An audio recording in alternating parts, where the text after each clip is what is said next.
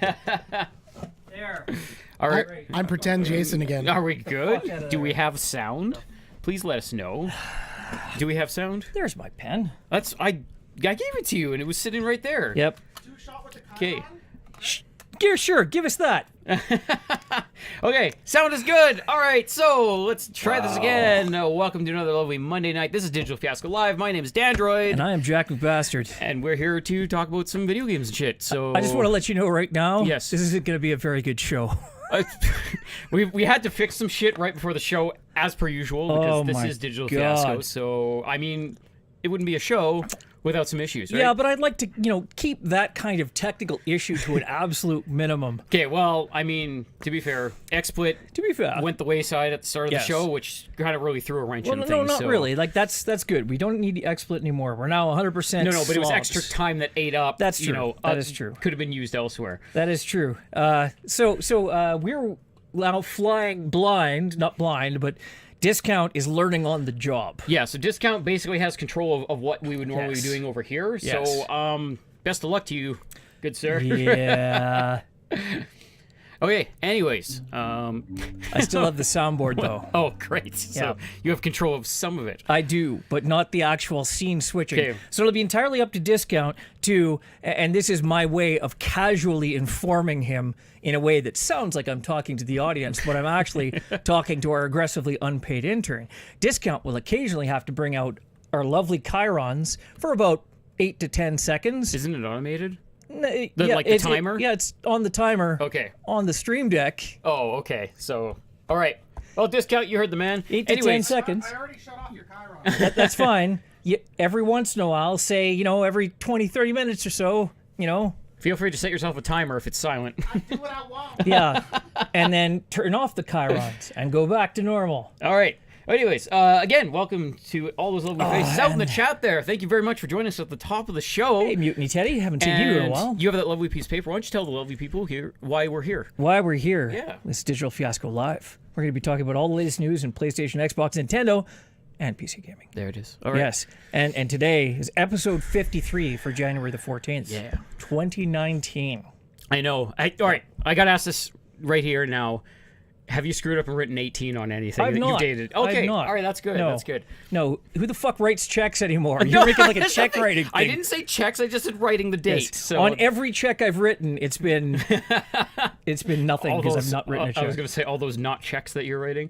I don't think I've written a check since the last time I put a deposit on something. I think was the last time I wrote a check. So probably like a year or two ago. Yeah, years ago. That's crazy. Yeah. No, checks are not a common thing. So Mutiny Teddy is reporting that not only was our sound on the board, problem was there was a new update. Oh, okay. So all of our inputs are kind of futzed. Right. So our soundboard, which I have control over, does not go out to the stream. Oh, okay. Well, that's so I've got to adjust that input. While you tell me, what have you been playing this week? Have you been playing anything this week? Absolutely. Okay. Yeah. I'm going to be 3 feet away, just off camera, but I'm listening. I really, really like to have a face-to-face conversation with you. I could be. You don't need your soundboard, man. It's all good. Tanuki could just hop in. No, there you go. No one wants to see my ugly. Put Jason. Okay, all right, yes. I need a face to talk at. So, talk at her face. So we have our lovely streamstress here, Jay Tanuki. Well, Jack McBastard fixes his all-important soundboard. So yeah, tell the lovely people. Say hello. Hi guys. Yes. Normally she's stuck behind the chat. The last time everybody saw me, my hair was pink. It's decidedly not pink anymore. So, because that would have been the PlayStation stream. I was gonna say PlayStation or E3 or something no, like that. it would have been the PlayStation stream back in December or November or whatever that was. So yeah, hello, Happy New Year, everyone. Man, I don't know. Is already on it. Jack is fired. Jason Nuki, full-time host. I'm used to being on camera a lot and talking to people all the time with conventions and stuff. Yeah, you're a natural anyways, so you're not sitting there all nervous and kind of cowering away from everything. So Dan, what have you been playing? Tell everybody what have you been playing. Well, I really wanted to talk to Jack about this because he seems to have this kind of love-hate relationship so far with Kingdom Hearts. So basically, what I did over the past weekend Was caught up on a lot of the Kingdom Hearts lore, a lot of the stories, a lot of the games that I don't have access to, so watched a lot of the cutscenes on YouTube to catch up on all that stuff. And then I started playing Kingdom Hearts 2, which is something that I've done, I think, literally 3 or 4 times in my life, but I've never come close to finishing the game. So, I mean, it's something that is long, long overdue, especially with Kingdom Hearts 3 coming out next week. Yeah. So if you guys aren't aware, I'm Dan's wife. I've been taking him through the journey of understanding the entire lore and background of the Kingdom Hearts series because it's a meaty beast. But we didn't want to play through all of the games because that would just take way too long, and we want to be able to play Kingdom Hearts 3 on launch day. We were very fortunate that when we went to Anime Expo back in July, they had demo booths set up, and we got to play about 15 minutes worth of Kingdom Hearts 3.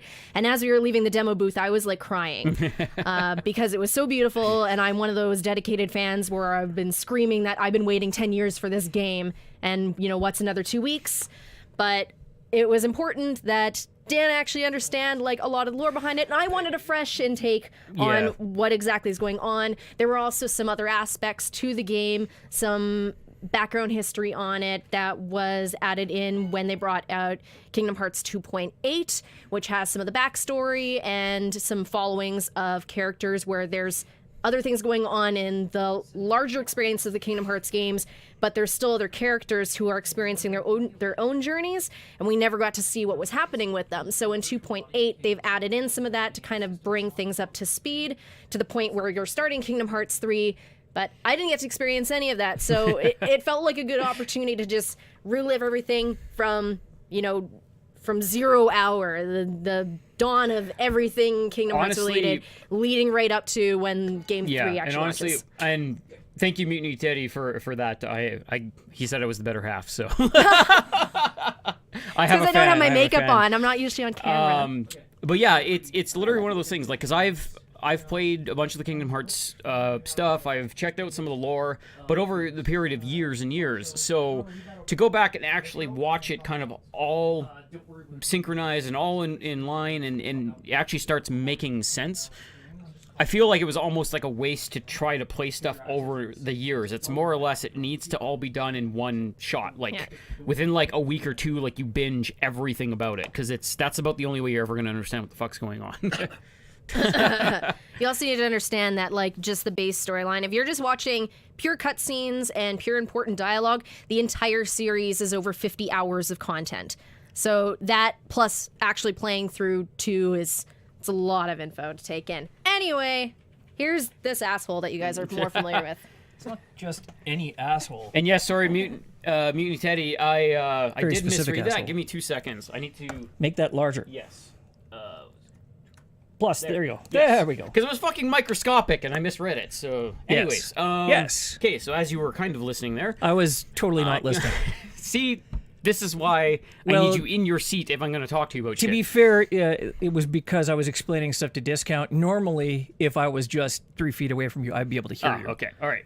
Anyways, yeah, so Kingdom Hearts 2. Yes. So we basically went back and we watched a shit ton of cutscenes and explanation videos and stuff like that. You're trying to get caught up? Basically going back right from the very beginning, because as we've talked about before, Kingdom Hearts spreads over smartphones, DS, correct. Advance, 3DS, Sure. PS2, Why not? and the Vita, or the PSP. Pretty sure some of it's played in a Texas Instruments graphing calculator. At this point, probably. But anyways, yeah, so to catch up on all of that, we went and we actually found all the videos to put everything in chronological order, stuff that was either being explained or cutscenes, like entire games, just having their cutscenes pulled out of them and just put in order and watching the whole thing. Yeah. So we watched everything from the very beginning of Kingdom Hearts history up until 2, and then we started playing 2 on the HD remix or whatever. Sure. So basically, I'm going to spend the next like week and a half or 2 weeks playing that until 3 comes out. And then in between there's 2 more videos we have to watch, but they're shorter ones because there's 2 games that technically came after 2, but I think they were released before 2, but it was, chronologically, it's all that fucked up shit like that. So either way, I mean, it's as Jay Tanuki said, if you didn't own any of the games and you went on YouTube and you watched every single like cutscene or explanation of the entire story up until the beginning of 3. Yep. You'd be spending over 50 hours on cutscenes. That's So yeah, it's Kojima-esque apparently. It's a gratuitous amount. Yeah, but if that was a Kojima game, that 50 hours would be one fucking game. So, I mean, I just started Kingdom Hearts 1. I'm like most of the way, I'm part of the way, I'm some way through the first game. So I'll get there. Although, going back to playing 2 now, because I have started it a few times, but I never finished 2 before. Going back to that, and then thinking back to my time with the demo of Kingdom Hearts 3, when I got to play it at Anime Expo last year, Right. They're almost like night and day. So you're playing 1 right now. Yes. Clunky-ass controls in the game. Well, it was also made like 100 years ago. I mean, yeah, and Yes. honestly, yeah, that was being the first one or whatever, that the controls weren't the greatest. Even in 2, still not the greatest. They're a little bit more refined, but they're not great. Yep. But playing 3 in that demo was amazing. Like, it felt like a proper action RPG game. So Raruchu's got my number. I'm not just any run-of-the-mill asshole. I'm the asshole. Yes. That's true. He's got my number. All capitals. Yeah. Asshole. and Tron says Metal Gear lore, nanobots. He's also forgotten to include nanobots or vocal cord parasites. Of course, yes. Those are two separate things. Two different kind of timelines there. Right. But very interesting, if you're into this. Jack pre-ordered Kingdom Hearts 1 on his Abacus. It's true. I had to wait until the Abacus version was out.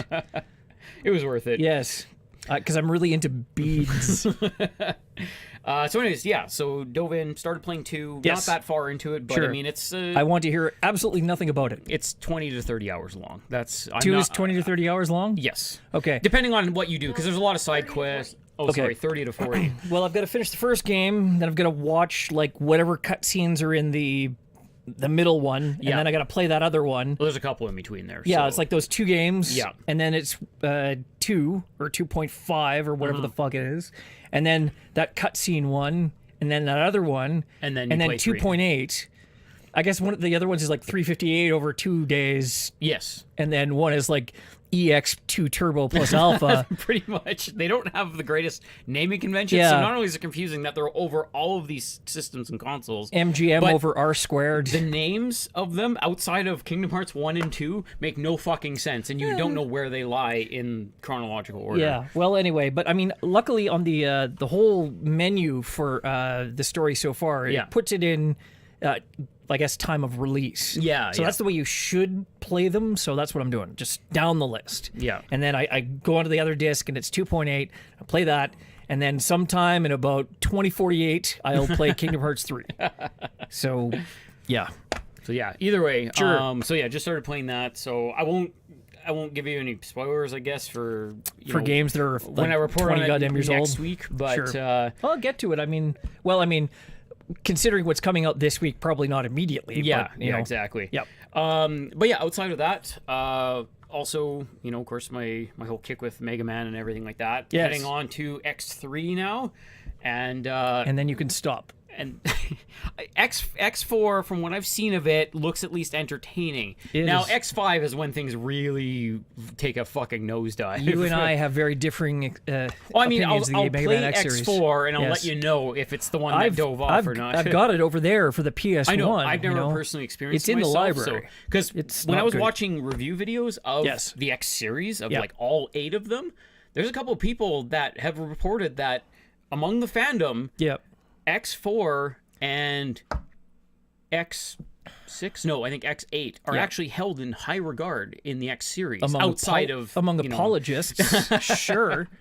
You know, But we can all agree that X7 is flaming hot garbage. Vanilla so- Destiny was awesome. I'm not at all upset by this. No, it's just people who. It's worth at least trying it and finishing it once, and then be like, hey, at least I played it. And I'm like, no, I didn't like it. Sure, That's- Stockholm syndrome. That's fair. what that is. It's a fair shake. Okay. So yeah, on to X3, about halfway through that, having an absolute blast with it. Sure. Still having that slight issue of PlayStation controllers being way thicker than Super Nintendo controllers. They are So when thicker. you're trying to use the face buttons in the same way that you would a Super Nintendo controller, you Right. don't have the same action that your hand would normally on like a thin Super Nintendo controller. Can't you so I've just- actually remapped Yeah, I was gonna say. the dash button to the shoulder button, which makes things a bit easier. Yeah. It's still not the best situation, but it's better than just having all the You face have like buttons. 12 extra buttons. Just do some remapping. You'll be fine. Yeah, but you can't have it on the really squishy buttons because it needs to be direct press. Like, it needs to be instant because your dash is extremely important in those games. Okay. because that's how you wall boost. So anyways, Sure. having a shit ton of fun with that because of course Yes. it's Mega Man. Mega Man X. And I am playing the most amazing Konami game right now on the Game Boy Advance. Guess what it is? It's the most amazing Konami game ever made for the Game Boy Advance. I literally could not care less. How dare you? I'm sorry, Konami. I just can't get it up for Konami anymore. They made some of the, Until those assholes make a Base Wars 2, Some of Konami the- can fuck right off. some of the best Castlevania games for the Game Boy like Yeah. trio there. But it's not a Castlevania game. What is it then? Is it Bloodstained? No. Uh, It's a game called Ninja Cop.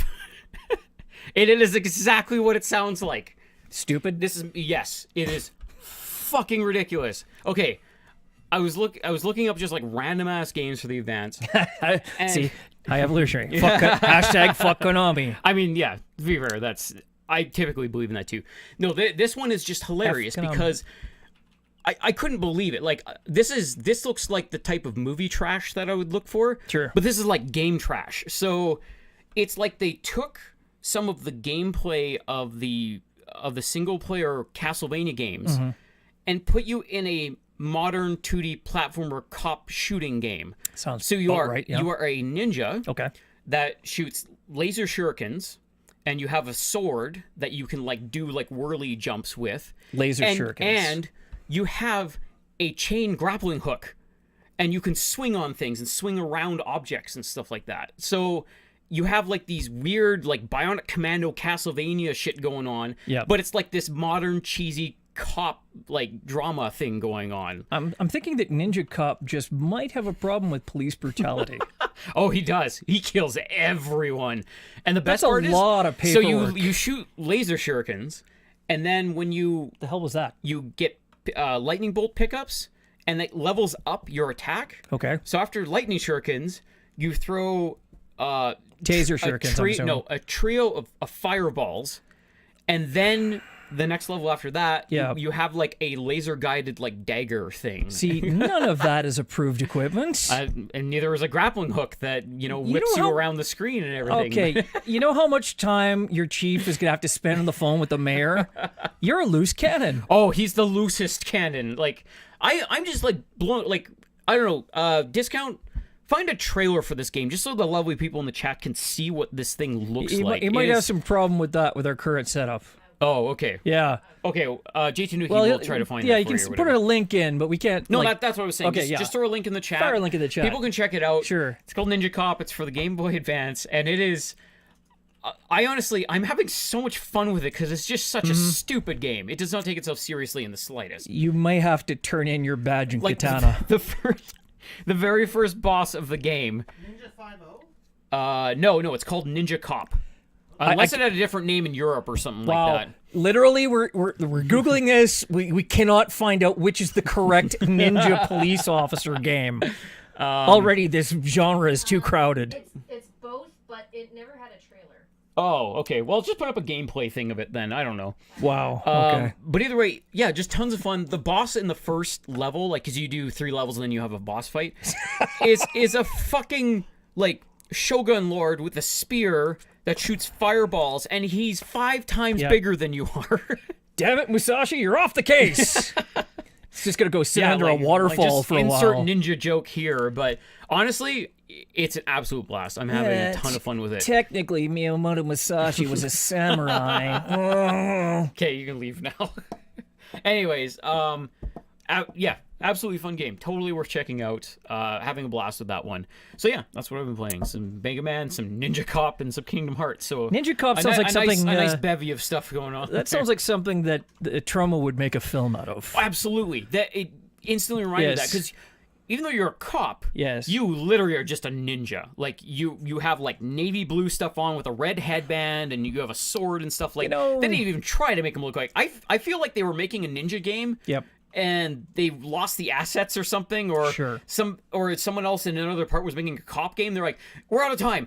Just smash the two of them together and make a game. I have a feeling that maybe during, say, the police academy photos during graduation, somebody might have put it together that he was, out of uniform. Yeah, no, totally. He's obviously some kind of spec ops. So, because a normal cop does not carry a grappling hook. A normal cop isn't a ninja. There we go. He's spec ops. Remarkably few ninjas are also policemen. You know what?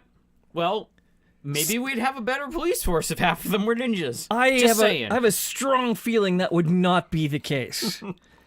I mean, I don't have the data to back this up, but let's just say, if I had to put money on it, I would guess that ninjas make for very bad police brutality legal cases. Maybe. I don't know. Yeah.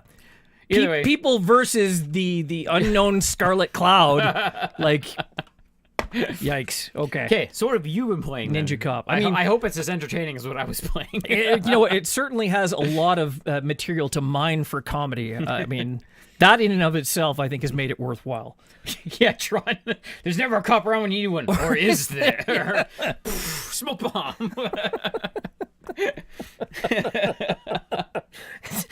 My question is, how would you have a ninja cop who also had like the red and blues, like fucking cherry goes off? It's just like, I just picturing this ninja right in the full garb. Yep. What were you thinking out there with that grappling hook and that sword? You know, it's like, well, you know, The wind is just blowing inside the office for no reason. yeah, he caught me, but I mean, he's a ninja and he's came up in a fucking cruiser. Didn't see him at all, so that's a talented ninja. Yeah, see, Janus Marines got it. It's Sergeant Kabuki Man, NYP. Again, Yeah. he was not a ninja. He was a kabuki player. So not even a samurai in that case. Kabuki players have remarkably few special powers. Yep. And certainly didn't have any special fan attacks. No. That was a very, very unrealistic film, which I have seen. That's unfortunate. It was about as entertaining as you might think it was. It's a spectacle, I know. Oh, yes. There was an event that occurred. Okay. In any case, so we were talking about Kingdom Hearts before, and Yes. that was actually what caused me to go back and play Just Cause 3. Right. So I did Just Cause 3. I went all the way through it, finished it off, did everything I needed to in Just Cause 3. Now I have a platinum in Just Cause 3 and all of the DLC. So that can go on the shelf, probably never to be played ever again. Okay, so up front, Yes. did you enjoy it better this time? Oh, yeah. Well, I was looking for a game specifically to not think about. Okay, Where I yeah. could just play, blow shit up. Oh, and- yeah. I mean, like, That is that game in spades. It's just, that's the only way to play that game. I got up to the Tarzan level, and it's like, I really don't want to think about games. Yeah, Just Cause. Yeah. Just floats around in the air. Right. You're like, oh, I'll take that. I mean, it was like 2 years old at that point, right? Yeah. So now that that's done, I started playing Just Cause 4, which had been sitting there for the review copy for a while. Right. And fired that up. And they've actually, here's the thing, Just Cause 2, better, flashier, Yeah. not a slideshow. Just Cause 2, Just Cause 3, essentially the same game, but better looking. Just finer tuned. Yeah. Right. So Just Cause 3 and Just Cause 4, it was like, is this still a Just Cause game? Oh, really? So Yeah. what did they change about 4? Well, mechanically, Yeah. still have your grapple. You still have your Wingsuit, wingsuit, your parachute, which are infinitely deployable, the whole Yeah. thing. Physics and gravity. Right out the fucking window. Right. If you're falling to the ground, obviously the best way to survive is to point your grapple at the ground and pull yourself at the ground harder. Yeah. That is how you survive falling out of an airplane. The impact actually cancels out. Exactly. It counter impacts. Yes, it's all about Coriolis force somehow. Yeah. Anyway, so I started playing Just Cause, and it's not like the previous Just Cause games where you cause a bunch of chaos in an area until it revolts, and then you Okay. take over. Yeah. So that is, you still do that, but it is tied to a meter. You're actually leading an army this time. Oh, okay. And- You're like leading a rebellion. You're not just causing havoc Yes. so the rebellion can rise up. Right. It is literally an army of chaos, is what you call it. Okay. So you start taking over areas, and you do that by completing specific missions inside an area, at which point, if you have enough troops, you can then push your lines back. And it's like you have enough troops to occupy a certain number of battle lines. And that, constrains the amount of map that you can take over. Okay. And each map area you get has certain bonuses which will affect your respawn of things from the drops, or it'll affect specific weapons or bonuses to blah blah whatever. So each section has its own bonuses, which is interesting. But it's really more focused, it almost like more of an Assassin's Creed thing, where there's more structure to it. Really? There's more mission-based stuff, right? Oh, okay. You can go into the area and there's still, all kinds of havoc to cause. There's a bunch of side quests and whatnot. Yeah. But they're all tied to 3 specific areas of upgrade to your grapple and the different effects you can put on your grapple. So there's like there's 3 different categories of effects that are tied to a specific quest giver's quest line, and then within that there's like 5 or 6 different individual effects for each part of the grapple. So like it'll be one for a lifting effect. There'll be like a balloon. It's almost like a Fulton. Oh, okay, yeah. Right? It's for lifting stuff out of the way or incapacitating enemies by like flying them up into the sky or whatever.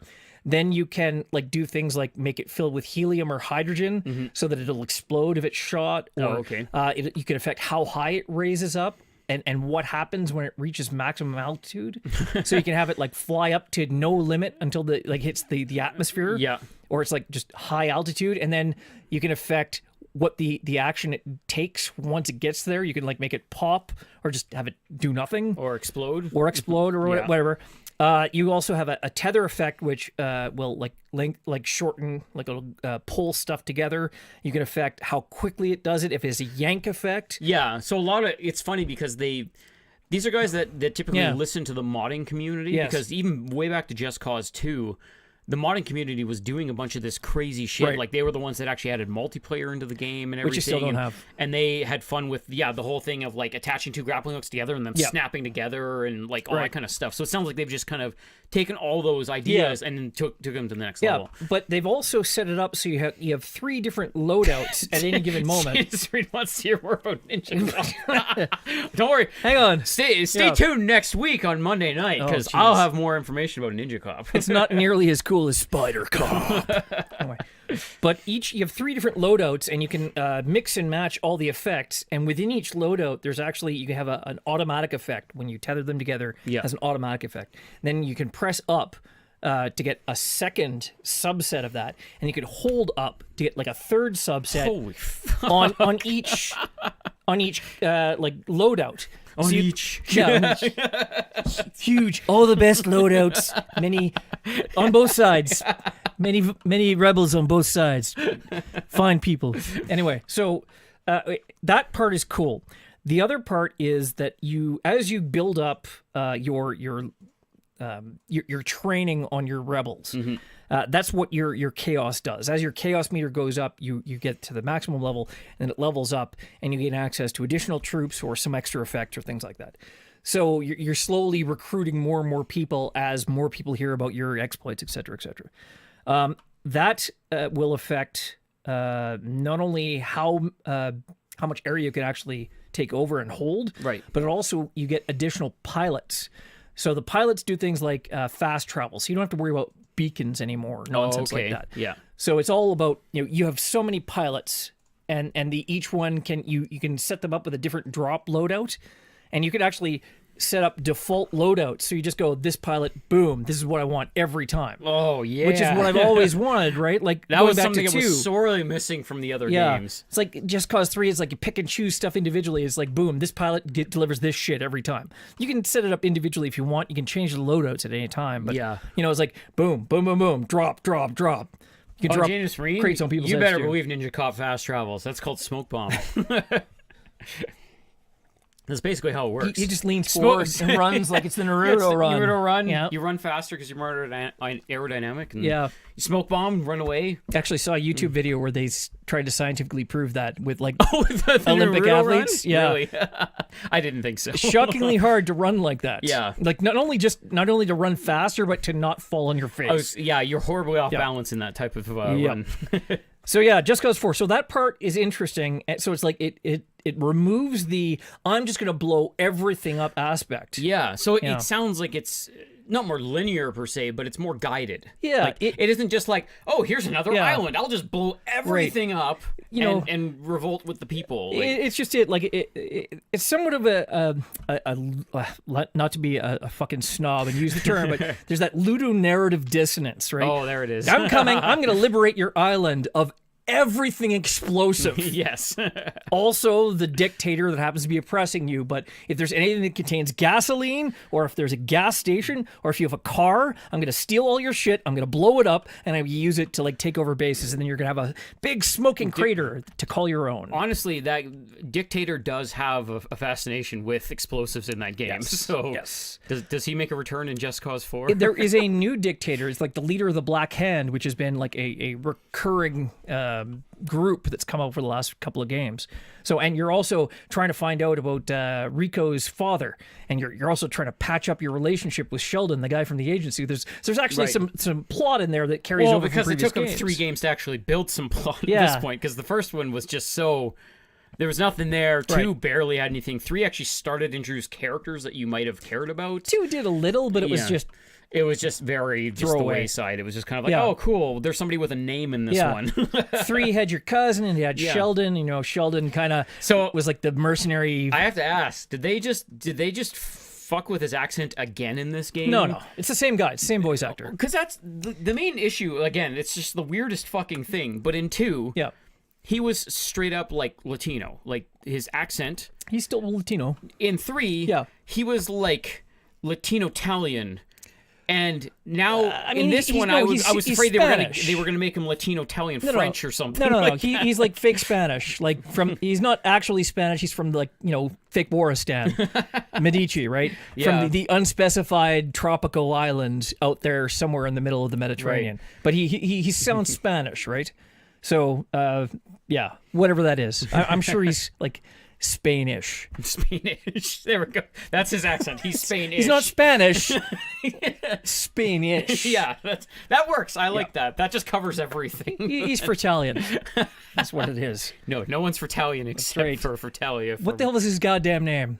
Yeah, no one even knows. Fertalia. Fertalia. Yeah. Anyway. All right. Oh, wasn't he a radioactive mustache or something like that? Yeah. Yes. No. I don't remember why he had a radioactive mustache. Yep. Steam-powered mustache. That's what it Steam-powered is. mustache. Much cooler. Okay. All right. Talk about the disc downloads and DLC for Oh, right. Let me the 15th. pop my phone up here. Yes. I mean, The Triple D. we can talk about the Triple D all day long, but we all know that there's only one game that anyone cares about this week. Is it Holy Potatoes Were in Space? That's exactly it, actually. I heard that game's actually a lot of fun. I'm expecting my review code actually. Any Oh, moment really? now. Okay. You'll have to tell me if it's actually good. I 'cause- support any indie game that is like a space exploration game, like Starflight, so FTL or Catastronauts, anything like that. I will play the shit out of, and I will support. Exactly. So go play Holy Potatoes Were in Space, because that's like the 3rd or 4th in that series Yeah, exactly. of varying things. So They're not all the same. PS4 digital, we have The Walking Dead final season, episode 3. I don't know. Is that the These are end the ones of it, made or by is this Skybound. No. Or is this episode 4 going to be like the last of the last? I think there were supposed to be. I don't know if they're going to be 5 or 4, but this is not the last one. Okay. But now Skybound has taken it over. This is 100% theirs. Mm-hmm. They made this. Telltale made the first 2. They actually pulled them off Steam for a while. Steam and all other game services. Now they'll be back on PSN, back on Steam. Now that these are going to be all coming out. Yeah. Yeah. But for a while, there were a lot of people kind of upset Yeah, no kidding. with the Telltale situation. Not the least of me. Well, again, because people were really connected to the Walking Dead storyline. Yeah. Because people were really connected with that one because the show was just going so far out in left field that they felt kind of grounded with the digital version of it in the Walking Dead Telltale series. So people stuck with that one. Every time I think about The Walking Dead, I still laugh about. If you ever played The Walking Dead, the original series? Of with Telltale? Clementine and like Lee. a couple of the first episodes of it or whatever. So. One of the branches. There's a group of cancer survivors that were in a hospital, and that's Okay. how they survived. Like they grouped together. They were meeting in some basement. Whatever happened. Anyway, turns out they steal this boat that you're trying to use to get away, and you have a redneck guy who cannot be a good friend or just a racist hick. Because he'll remember that. Yes, yeah, he will remember that. Kenny, a lot of people didn't like Kenny. I actually did kind of like Kenny because I kind of steered him towards being less of a dick. Anyway, but when they steal his boat, he goes off the fucking hook. And one of the branches, he's like, it was like you you gotta relax, man. That they had cancer, that everyone's scared. And he's like, "Are you kidding me? I don't care if their Make-A-Wish was a fucking boat ride." And I was like, "Wow." That was I laughed. That character. Yeah, I laughed for about 20 minutes. I had to pause the game. That was hilarious. Okay, so we have episode 3 on PS4 digital. Correct. Another one that I didn't even know this was coming out. Now I'm very, very interested. A game called Vane. Oh, yes. And this was actually created by I believe it was the creator of the Eco, Shadow of the Colossus, and The Last Guardian. I thought it had some of the Journey guys in there. And I that's could the be thing wrong. is, it was, I think he left the studio to make his own one, and he took some of the Journey guys with him, and so you're mashing in the dude that made Shadow of the Colossus and Eco and Last Guardian with the guys that made Journey. So get ready for an epic, confusing journey, basically. It looks pretty. Like, I was watching the video, and I'm like, okay, this looks kind of interesting. Maybe this might be interesting. And then it's like she like jumps off the edge and transforms into a bird, and I'm like, okay, now that's interesting. now you've got me. Yeah, exactly. So that one definitely worth checking out. That one just because of the pedigree that's behind it. And actually, I believe that I think JP did a review of Vane just very recently on PSU. Cool. So check that out on PSU.com. That's supposed to be an interesting. Fire that link in there, either discount or J Tanuki, please. It's called Vane on PSU. VANE, not VAIN. And this was actually another interesting one that just came out this week. So if you're unaware, go get it right now. They have the Resident Evil 2 remake, the one-shot demo. And the way this works is that you fire up the demo, you have 30 minutes. You can die as many times as you want. You can do whatever the fuck you want. But after that 30 minutes is up, you're done. The demo shuts off and you're not allowed back in unless you make another profile and you hop into it again. So you have that. You have to buy the full thing. It's one of those trialware, like the Adobe test game. Yeah, basically. Demos. But either way, very cool. The game looks fucking great, and cannot wait for that one to come out. Yep. I'm not, again, you know me, I'm not a fan of horror games, but holy shit, Resident Evil 2. I love that game. The remaster looks really good. Like, you can tell they built it from the ground up. Yeah. So totally. if the first one was any indication of how good this one would be, I think we can all be excited. Yeah, exactly. Although I understand that they've tried to keep it a little bit less, what's the word? Insane. Yeah. So it's kind of like what compare original Resident Evil to remake Resident Evil is kind of like Tim Burton's Batman to like, The Dark Knight. Yeah. Some good old fashioned, what the hell's his name? I don't remember the guy's fucking director's name. Okay, doesn't matter, because you're going to read the last one on the Triple D because, well, this is all you, buddy. You've been waiting forever for this game. Is it Onimusha Warlords? No, I didn't even know what that one was, actually. That is the remake of the original Onimusha. Oh. For Xbox and PS4, and that's coming out tomorrow. Why does the poster for it look so cartoony? Because that's probably like based on the Japanese poster. I don't know. Oh, interesting. But yeah, if you look at it, it is the original. I thought it was like a smartphone game or some shit like that because it looked different. Onimusha Warlords. That is the original Onimusha game. Okay, cool. Yeah. Well, I did enjoy that one. It looks really good. It was Resident Evil with samurai. So. Yeah, see, Tron remembers Christopher Nolan. There you go. That's what I'm thinking of. Yeah. And James Marine Pours went out for PT. I know, man. I literally had to do research to see if I could transfer it over to my PS4 Pro before I bought one, because that was going to be the make or break. It's like, I don't want to buy two. But yeah, oh man. But yeah, Onimusha and Tron is another big fan. I played the shit out of that back in the day. That was like... it reminded me, that was right around the era that Devil May Cry was a big thing. Yeah, exactly. Right? And Resident Evil. So you had your Resident Evil game, you had your Devil May Cry, so they were kind of like, not polar opposites, but one was action-heavy, one was horror-heavy. Yep. And Onimusha had this kind of nice little niche right in the middle, a good mix of horror and action with a really cool samurai flavor to the whole thing. Yep. There are actually a couple other ones I want to draw attention to. There's one for the PS4. I think it's also coming out for the Xbox One. It's called It's Y2K. Yeah. But it's like Roman numeral, so if you call it Yik. It's Y like //K. Yeah, it's like Roman numeral 2K, so people say Yik, and it's like, no. No, it's Y2K. It's a modern day RPG set at like the end of the millennium. Mm-hmm. So The art looks really cool. it looks interesting. It like kind of like from a Persona standpoint. I like to see modern RPGs. Yeah. They make it more interesting. I won't say more interesting, but you don't see it very often, so it makes it new, fresher. Yeah, exactly. So yeah, let's see. And of course, we have Guacamelee 2 is coming out for Xbox One, which has not been out for Xbox One as yet. And of course, on the 18th, Ace Combat 7: Skies Unknown. There it is. And let me tell you, we have oh my god, I've been waiting for this for literally since they announced the PSVR, because I think that was our first reveal was in the PSVR trailers, their dazzle reel, so or sizzle reel, pardon me. Yeah, Dazzled you and sizzled you. But yeah, of course, I was dazzled by the sizzle. You like, I think we were live on Yep. E3 when they showed this, and you like almost jumped through the fucking roof. Oh yes, because the game looks fucking glorious. Like Yep. these are solid, like dogfight simulators, Yep. and they have an amazing history. And this game just looks like it's totally going to deliver on everything and more. yep. Especially because you finally get to play one in VR. That's true. Like that's going to be amazing. And that's one of the things the PR group that they were specifically saying. You got to try it out in VR. We want to see reviews about VR. Right. Because it's only a couple of missions, but it's going to be awesome. Yeah, it's better than one mission. Right. Yes, it's literally 300% better than X-Wing, the VR mission, singular.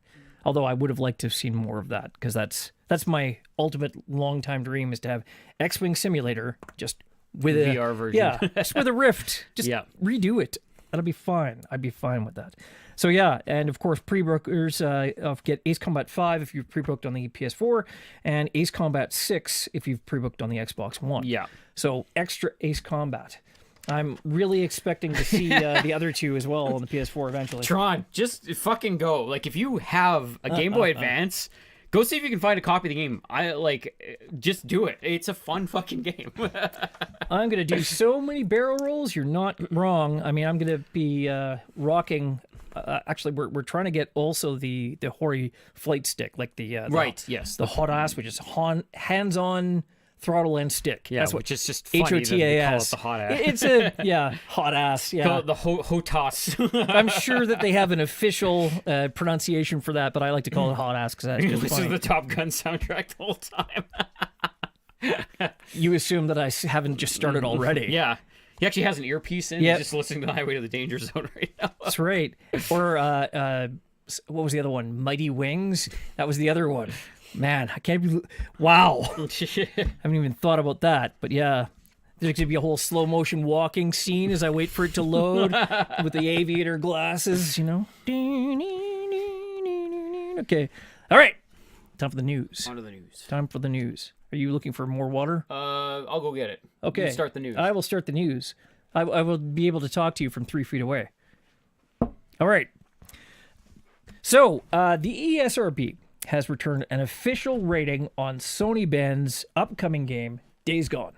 So it has gone gold. It's been rated by the ESRB. It is coming out. No more delays. And it's rated M. It is rated M, shockingly enough. Just making sure, because if Right. you said anything otherwise, I'd be pissed, honestly. I don't see how you could have a zombie game with that level of carnage and not have it be rated M. No, but sometimes studios will jump in at the last minute. They'll be like, oh shit, this game's not looking too hot. We need to get more sales. Maybe if we lower the rating on it, we can get more sales because young people can buy it. Yeah, I don't That sounds think- more Hollywood than video Yeah. games, but still, it happens, unfortunately. I'm pretty sure that GTA 5, with its mature rating, still sold like 11 billion Oh yeah, copies. and I know plenty of freaking 12-year-olds that play Yeah. GTA 5, so clearly the rating doesn't really work. Yeah, it's a suggestion. Although, generally speaking, the company that, whatever store sells it, they like to go buy it. Yeah. It's just a suggestion. Anyway, so it has been rated M for mature for blood and gore, drugs, drug references, intense violence, sexual themes, which I'm assuming is much like the Danger Zone, because that'll be a nice sexual theme for the next week or so, and strong language, which they're going to use instead of bullets. So that's apparently... Just gonna point a gun at Yeah. each other, but they just yell at each What the other. hell are you going to the whole use, time. harsh language? That release is April the 26th, 2019. Now, I don't know if I should be concerned. And why is that? Because it got rated, it went gold, it's not out for 3 months. They pushed it out of its launch window twice. And the last time they pushed it back, I think it was from a March release to an April release, saying they were tweaking stuff. Well, not just that, but because Gone Gold is one thing. That's fine. If the game is done, they have the official copy. Patch it. But yeah, and they can patch it if they need. Yeah. Obviously, there'll be a day one patch or something like that.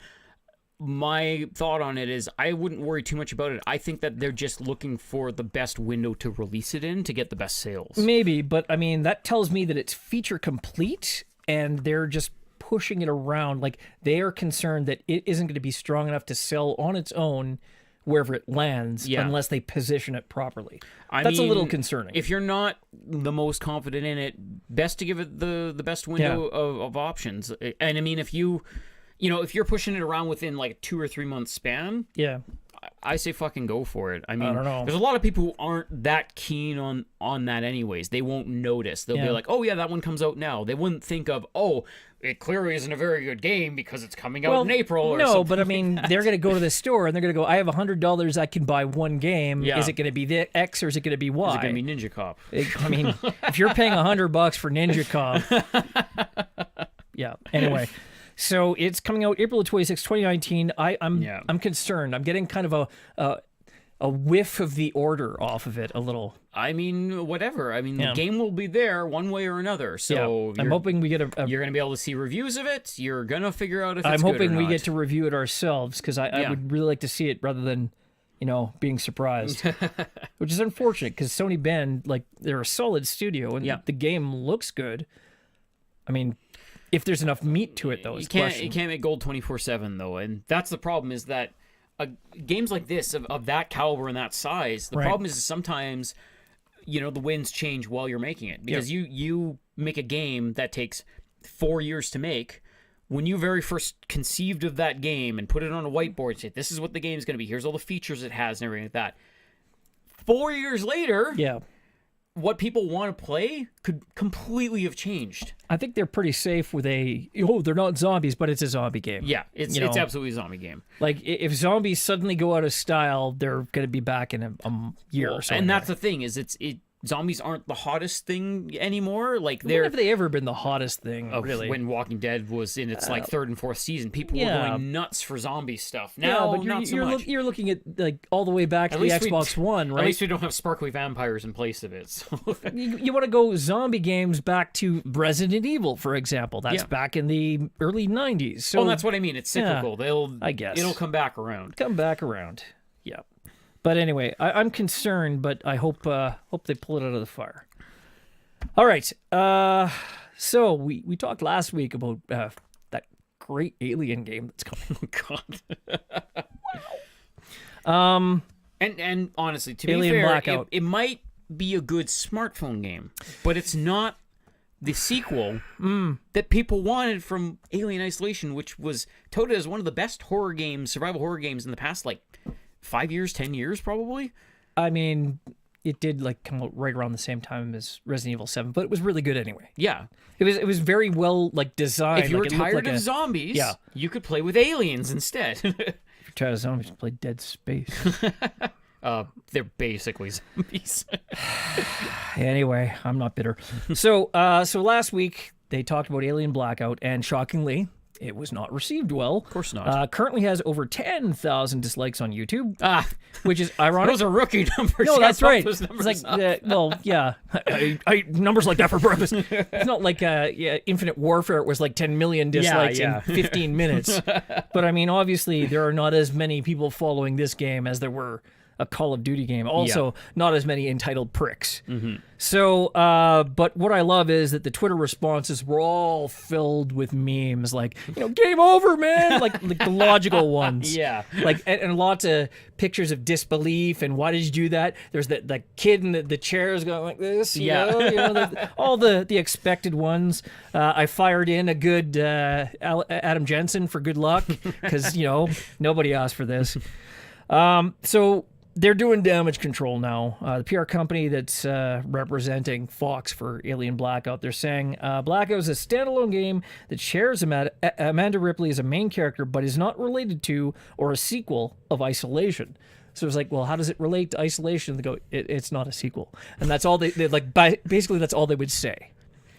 Yeah. Do you think that's gonna save your fucking game? I don't know. Do you think that was the number one thing that people were worried about? It's like, oh, this isn't a proper sequel, so that's why we hate it. Well, no, then it was like, oh, is it canon? I was like, it's not a sequel. It was like Sarah Sanders was out there doing fucking PR for them.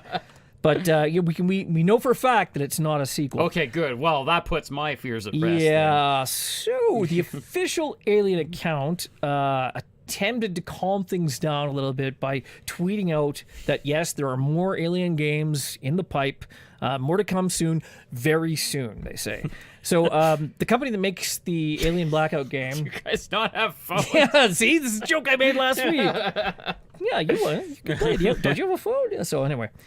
Fox Next is the company that's making it along with D3. Fox Next has an MMO branch, and they're the ones that are making the Aliens MMO game. And that's still in the pipe as well. See, I didn't even know that was a thing. Yeah, that's kind of a cool idea. Yeah, Cold Iron Studios. I mean, that could be interesting enough. I would like to see an Aliens versus Predator RTS game, where it's like you're trying to, like a Civilization style game, but you're trying to like place all your things and like actually I guess it'd be kind of literally a tower defense game. So I don't know.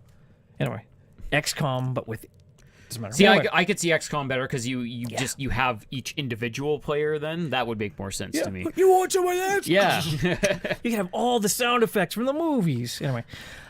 So Fox Next also promised there would be new adventures with Amanda Ripley, mentioning in the press release. You can watching, playing, and reading her story as she renews her fight against the aliens after the events of Isolation. When you said new adventures, I was thinking of how they camp up like M-rated things for Saturday morning cartoons in the 80s. So it wouldn't be Aliens the cartoon, it'd be The Amazing Adventures of Amanda Ripley and the Xenomorph or something like that. It'd be like the real aliens, you know. Everything's colorful and they dance around. Yeah. She like shoots them with a water gun. Yeah, and you have a little alien that's their friend. Yeah, but it's got big buggy eyes for no reason. It's a face hugger. It's like it like grabs their face and it makes like a squeaky toy noise. Yes, squeaky. I'll take 12 episodes. Right, and they have the big bug eyes with like lashes, long lashes, and eyeshadow. Yeah, the new adventures of old Amanda. There you go. Yep. All right. So, you've heard of Fortnite, right? No. Wait, no. That was the one that made $300 million in April. Yes, and like $2 billion or something in the total of last year. That was last April too, so I'm sure it's made even more money than ever than anything in the entire world. Yeah. So what about Fortnite today? Yeah, one of the things they sell is an emote called the Infinite Dab. Of course. Which is actually a bit of a misnomer because it's not infinite, but it does last 10 hours. That, you know what? In dabbing terms, that's pretty fucking infinite. That's really infinite. So it literally takes 10 hours for the animation to finish. A guy on Twitch streamed it. He was in the waiting room. Yeah. He did the infinite dab, fired up a timer, and he waited for it to finish. Okay. And while he was doing it, people were like joining in his room so they could dab behind him and do the whole thing. And people were chatting with him the whole time. He streamed the whole thing for like 10 plus hours until it finished. And he made $2,000. For what? People were just giving him bits because he was watching an emote play. Yep. We're doing this wrong. Apparently. I bust my ass for a couple hours each week. All right, let's just do it right now. Right? We'll just walk off. We'll go buy computers. Dab. Yeah. I'll just dab in Fortnite for 10 hours and make more than I make at my fucking job. Right. I mean, like, why am I spending a couple hours writing show notes every week when I could just sit and watch an animation play for 10 hours and people give me $2,000? For fuck's sakes. Tron, you know what? It's sad, but yes, it is. I would easily get paid $200 an hour to play Fortnite. Yeah, definitely. I mean, that's a lot more profitable than this tomfucker. Because nobody said I had to enjoy it. Anyway, so Final Fantasy. Square-Enix announced last year that they're bringing Final Fantasy X and X2, or not X, 10. Yeah. And I guess 10-2. That's just 10 to what? Boom, boom, boom, boom. I don't know if your soundboard's working or not. There it is. Mame killed. No one wants to see that. Yep. Anyway, so Square announced today, or last week, that Virtuos is actually doing ports of Final Fantasy X and X-2, those are the HD remasters, Right. as well as Final Fantasy XII, the Zodiac Age, for Nintendo Switch and Xbox One. Okay. So Final Fantasy X and X-2 in the collection releases April the 16th, and 12, the Zodiac Age, will release April 30th. And Virtuos is actually the company that did some of the ports on the other systems earlier. Oh, okay. I think they did the PS4 port of the PS3 HD remasters as well. So they also did. They're well versed in porting and remastering. Oh, a bunch of other Fantasy. stuff too. Like they did Dark Souls remastered recently as well. So they're the company that did that. So They know what's up then. That's they're good. they're the Chinese version of Bluepoint, basically. Actually, now that I say that, I don't know if Bluepoint is Chinese, but I don't think they are. Pretty sure Bluepoint's North American. Pretty sure they are, yeah. Yeah. But yeah, so they do good work. And if you like Final Fantasy and somehow you have not yet played 10 or 12. Well, and honestly, there's a lot of Final Fantasy fans out there, they just want to have that collection. So even though they've played 10 before on previous systems and stuff, they have an Xbox One. There you go. You get your remasters. I've already bought it twice. I don't need to buy it like a third or fourth or fifth time. Some people do it, man. I guess. It's each their own. There's games that you have paid more than 3 times for. Well, yeah, but I mean, if I had it on the PS2, and then it was like the HD remaster version, which had the international sphere grid and everything on the PS3, I don't need it again on the PS4 so that it looks like, instead of 1080p to be like 4K for a PS2 game, it looked fine on the PS3. Yeah. You know, it's not like the Switch is going to be super high def. No, but that's either, what I'm right? saying. Like, somebody could have had a PlayStation and they went and got an Xbox, and I guess. they want to get it there. I guess. Or there's literally people who just have never played it. Yeah. And there's younger gamers now. Yes. Honestly, there's younger gamers that are coming up. They're like, hey, what are all these great games that I didn't get to play because I'm 18? You know. That's fine. That's fine. But like fucking shit like that is why you buy Metroid 5 times. No, but you can thank Nintendo for that. Fucking Nintendo. Your goddamn virtual console. Lack of virtual. I don't think anyone is under any misapprehension of what I mean when I'm bitching about the virtual console. They have been here for all of my many rants about the Switch. Too. No, I have not. But you know what? I think I have to look that up after the show. Oh, yeah, because 4K. Glorious 4K. Yeah. Of some of the worst, hammiest voice acting ever. In the back of my mind, all I'm hearing is Popo. It's almost there. Yeah. No, I was prepared when I played it through again, the remaster. I was prepared, so I was sort of braced myself, white-knuckled through it. It wasn't as bad as I remember, but it was pretty bad. Yeah. Yeah. I mean, that's part of the idea, that it was supposed to be forced and unnatural. At the end, they collapse into, like, genuine laughter because it was so forced and terrible. That's the way I choose to remember it. Yep. And it's still better than anything. I would take Keep rolling with that. I would take 50 hours of that laughter over Final Fantasy 13 again. Okay, dads in the chat, calm down. This thing is shovel the damn driveway. Trying to saying one of the games the kids missed out on these days is mow the damn lawn. See, what you need to do is put achievements on your Toro lawnmower. If you could, like, mowed 100 yards, mowed 200 yards, Hey, mowed 500 yards, 500 gamer points. It is a proven scientific fact. Yep. You gamify anything, and kids will be into it. That's why they were talking about gamifying stuff in school and everything. See, that's why you got to have 2 kids so they can compete to see which one of the most. Oh, they'll lawn compete better. with their friends too, because the 2 dads talk like, my son did, 500 kilometers on my mower, and then your kid will be like, what the? No, I gotta beat him right now, and he'll just drive the mower around. There won't even be a lawn left. We gotta somehow patent this and make it a thing. Someone call up John Deere or Toro. We gotta. I don't this think we shit can done. trademark gamification. No, but I mean, like the system for lawn mowing technology. Anyway, Achievement unlocked dinner. Winner chicken dinner. Right there you go. Achievement unlocked, not grounded this weekend. Anyway. So, Sony Interactive Entertainment, they actually just announced that they have entered into agreement to acquire the company Audiokinetic. probably doesn't mean anything to you. Nope, haven't heard of them. They're a Montreal-based studio. What you would be familiar with is their middleware audio solution called Wise, which is WWISE, Yep. right? You've seen on Absolutely. a million Yeah. games, right? It's like the Havoc engine. Like you Exactly. see it on every fucking game. Yeah, you see that all the time. So they bought that company, or they're entering into a binding agreement. They're going to buy the company. It's going to be finalized by the end of the month, and they're going to be a wholly owned subsidiary of SIE. So they're still going to do like multi-platform, like they're in everything. I mean, They just want their money from Wise. right. But here's the thing, right? They're going to continue innovating. They say we're going to remain independent, continue to deliver our suite of audio solutions to developers and platform holders with even greater resources to continue innovating, expanding their market, and enhancing their technology. Client says we're also excited about the opportunity to contribute to SIE at a platform level. And I mean, that makes perfect sense. This is what we were talking about when we were talking about companies and they have to put microtransactions in, they have to put in subscriptions because the cost of development is getting higher and higher and higher, right?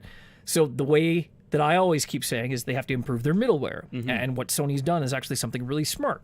If you can get Wise built into your SDK and still make money from everybody else that uses it, you know, it's a built-in solution that people can use. It incentivizes that. It makes game development cheaper and more efficient, and people are more likely to develop for Sony. You know, so I think that's a really smart and like a shrewd move. It's an interesting way to go because it's one thing, like we've seen Sony and Microsoft do the same thing where you purchase studios that are making excellent games so you can have your hand in it or make them first-party developers, stuff like that. But this is a completely different take on it, actually building stuff in, you know, engines and middleware and everything like that. So that's really interesting. It's interesting take on that. Because even a shitty game still needs middleware. Of course. So, I mean, they're making money regardless. Yeah. But you look at it, it's like I was just looking at the list of all the things that Wise had been in. The Havoc engine then? Havoc, I think Microsoft owns that now, actually. okay. I think they bought it like not that long ago. I was going to say, because that's like, I think outside of like Dolby, I think Havoc is like the main logo you see in 99% of physics games. stuff. Yeah, no, because it's a physics engine. So. I think they bought it like late last year before they bought like all those studios, those 4 or 5 studios. Smart move on their part, that's for sure. Yeah, exactly. It's the same kind of idea, right? But like Assassin's Creed, Borderlands, Metal Gear, BioShock, the Arkham series, Devil May Cry. She looked it up. They got it in Overwatch. 2015, apparently, the Havoc engine. Wow. So, yeah. Well, they definitely bought it before those 4 studios. I knew they bought it, but what fucking year is it? Holy shit, time is going by so quickly. 2025. That's insane. I'm actually a robot now. Can you put your arm back on? Because I can't. So you should play safe. Well, that's unfortunate. Yep.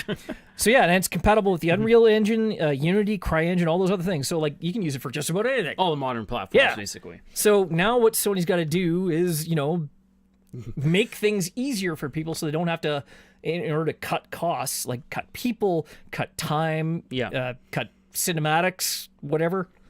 I don't know. Point is, cheaper, more efficient game development so that it doesn't spiral out of control. Well, what we had talked about, was it last week or the week before that? I guess it would have been last week. Was the whole Unreal Engine or Epic Unity? Which one was it? Epic uses what? Unreal or Unity? Epic uses the Unreal, I think. Yes, Unreal. Yeah, because they have the Unreal game. So we were talking about their whole thing, their storefront. If you develop in Unreal, then you don't have to pay fees when you sell your game in their store and everything like that.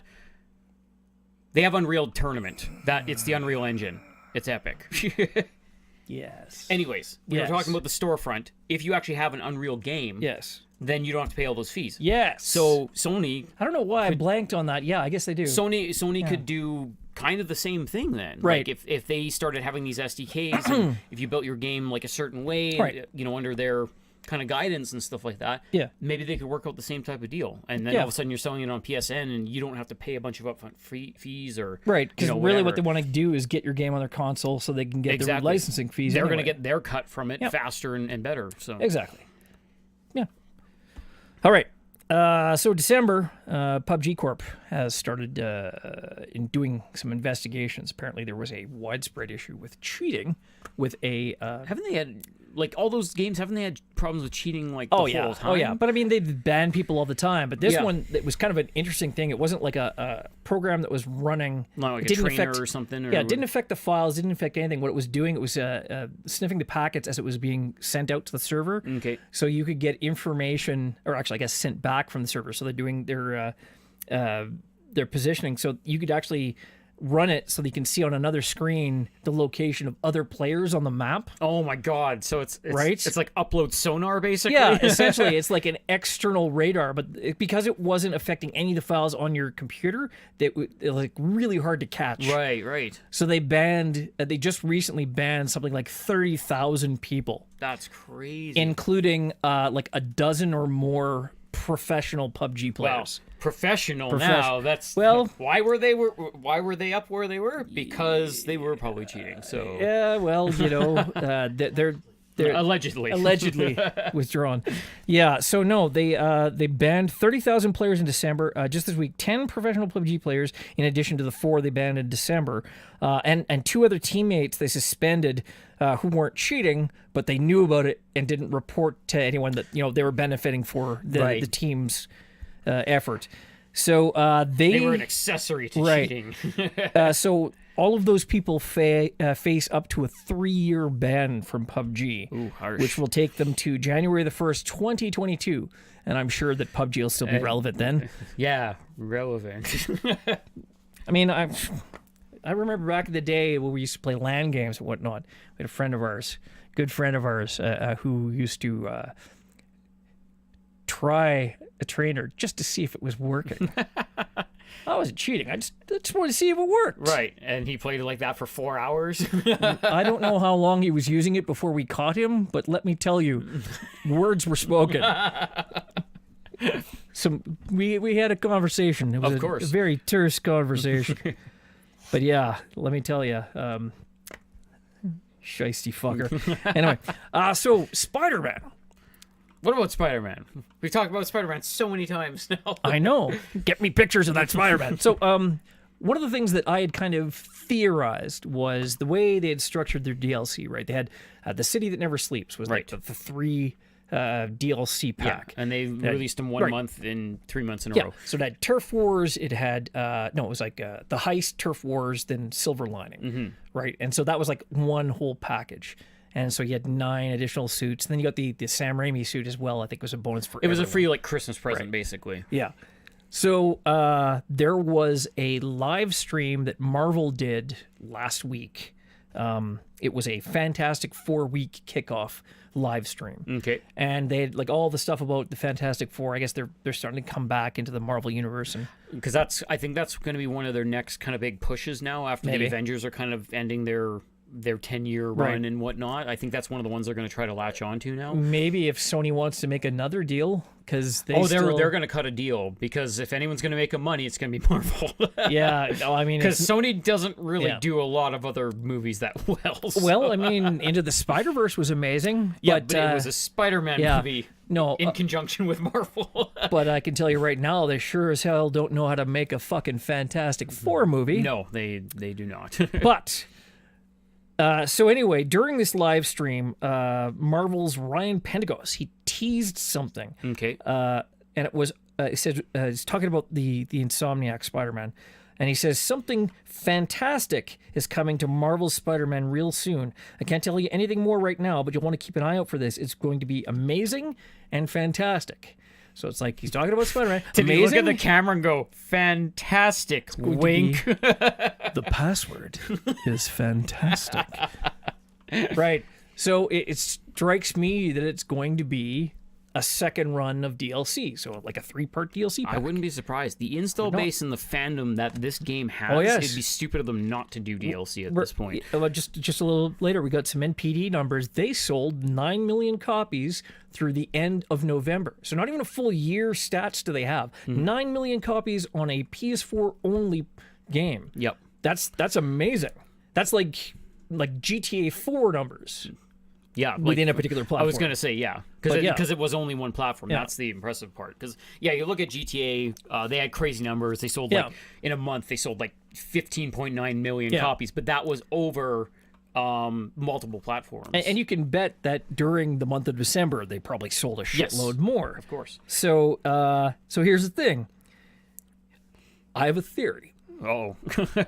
So first of Crazy all, Jack's theories. Get out your tinfoil hats. First of all, so they tweeted this out, like this quote out from Marvel. They tweeted that out, and Insomniac quoted the tweet, and they put the buggy eyes emoji afterwards. Yeah, okay. So it's like they're playing along. It's like, you fuckers. So think about this. This is my theory. This is how we get our fucking symbiote suit. That's true. That would be a good link. And I did my research on this, and I probably should have just called up Kelly. It would have taken me like half the time. It would take you 30 seconds to be like, hey, is this character this? And this, go. It's like, oh, okay. So, no. But here's the thing. Back in the original series, like after what it was, the original Secret Wars, where Spider-Man got the symbiote suit, it was actually Reed Richards. He removed the suit from Peter so they could analyze it. And that was how they started understanding what the symbiote suit was. So if they do the tweak in the Marvel Spider-Man universe, right? Yeah. Because it's going to be, I guess, Harry. Spoiler alert. So once he gets the symbiote suit, you know, they give the Fantastic Four. He comes in and analyzes it. You can also have the ever popular, what was it? The bombastic Bagman. Oh yes, of where course. Spider-Man everyone's favorite worst costume of all time. So the Fantastic Four suit and a fucking bag on his head. Yep. So I mean, because that's what he wore, because Fantastic Four doesn't have a mask. So he needed a suit. Venom ate his suit. So that would be cool if that's even like partially what that Honestly, DLC thing is. that's about the only way I could see it happening outside of it just being completely locked off to the next game. But I mean, they could do that as a lead-in if they had one more solid DLC that had 3 chapters in it. You get your suit, and that leads into what the second game would be in a few years. Like when it comes don't care what it is. Just give me my goddamn symbiote suit. What is this? It's not gonna happen, blah, blah, blah. We'll see. We'll fucking see. They could use the DLC as a lead-in. Yes. So, I mean, either way... Well, if he gets it in the DLC, then, you know, the whole second one could be about how he gets it removed. Somebody just call it Marvel and get him to do it just so he'll shut the fuck up. I'm prepared to do that. I'm okay with that. That's fine. All right. Yeah. The Division 2. Here's a fun fact. Division 2... not releasing on Steam. That's not a fun fact at all. That is a fun-ass fact. That's a funny fact. Yeah. It's not releasing on Steam at all. Not yet. Not It's yet. going to be on Epic. Okay, so I was going to say, if it's on Epic... The first major game release that is just skipping Steam entirely. Yeah, and I mean, you know, that makes sense, because if they're going to make big waves in this coming into, like, having their own store and stuff like that, this is the type of shit that they need to do. Yep. Now, have they said any kind of quota as to like how long it's staying on Epic, or if Steam's ever getting it? It's probably like 6 months or a year or something. Yeah. But by then, who cares, right? They're going to have their money made and whatnot. Yeah, no, that's true. It'll be interesting to see what happens with that, because again, that would be the first first major release that wasn't straight to Steam, basically. Spock Jr. says, take your symbiote suit and stuff it. Ma'am Kill, that's the opposite of fun. Jack is a vicious cycle of symbiote suits in Ace Combat. That's fair. That is fair. So wait, would your ultimate game be you as Spider-Man in the symbiote suit flying an F-14 in Ace Combat? Well, why would I only fly an F-14? Well, it must have to be lots of jets. Pick your jet. Pick your jet then. Whatever. Yes. It would be like the Starfighter or whatever. Yeah, the Falcon, the ADF-01 Falcon, except in symbiote colors. That'd be the ultimate symbiote. There you go. jet. You never need another game ever again. There you go. And 10 VR missions. 10 VR missions, all of which contain the symbiote suit. I would have a symbiote flight suit. That's how that works. Anyway. So, the Epic Game Score is, they are taking, of course, only like 12% as opposed to the 30% that Steam does. So they are going to be making a killing. What I find ironic is that they're marketing it through the Epic Store first. Not at all. Like skipping Uplay entirely. Yeah, we have it on Uplay. Like we have our own system. Yeah, but who the fuck buys games on Uplay? But instead, we're going to go, hey, Epic, because why is Uplay still a fucking thing? I don't even know. It's almost like they keep it alive because they know it's a joke. I mean, it's good. They have one guy. They have one guy at their like head office who takes care of Uplay. Yeah. It doesn't even work properly, but like, hey buddy, you're doing a good job. Keep up with that Uplay awesomeness. Every time I buy an Assassin's Creed game, I spend a bunch of Uplay points from the previous games. Yeah, as we talked about, like, and buy the DLC, that's right? literally all you do with Uplay is you use points from the previous Assassin's Creed game you played to buy costumes in the new game that you're playing. Or if Splinter Cell ever comes out again. Hey, I'm down for that. I love me some Splinter Cell. Apparently, Jade Raymond, before she left Ubisoft, she was working on a new Splinter Cell proposal. Oh, okay. I was going to say on her own or something. Like, no, I mean, proposal, I'm sure she had some kind of team or whatnot, but they wanted to do Splinter Cell again. I think it's been long enough that we could get a fresh take on Splinter Cell, and I think it would be amazing. I think it's long enough that we could take a fresh take on Splinter Cell and just get Michael Ironsides and pretend Blacklist didn't happen. No, and that's the thing is, Blacklist was terrible. But we don't need Michael Ironsides again. As much as I love the guy, you know, he's aging. We've had him many, many times in Splinter Cell. Let's get like a fresh Splinter Cell. Shut your filthy whore series. Because at this point, if you bring him back as Sam Fisher, yes, he's going to be 80 years old, and he's going to be in a walker hanging from a roof and a grappling hook. Hey, like, man, till the day he dies, he can do that voice.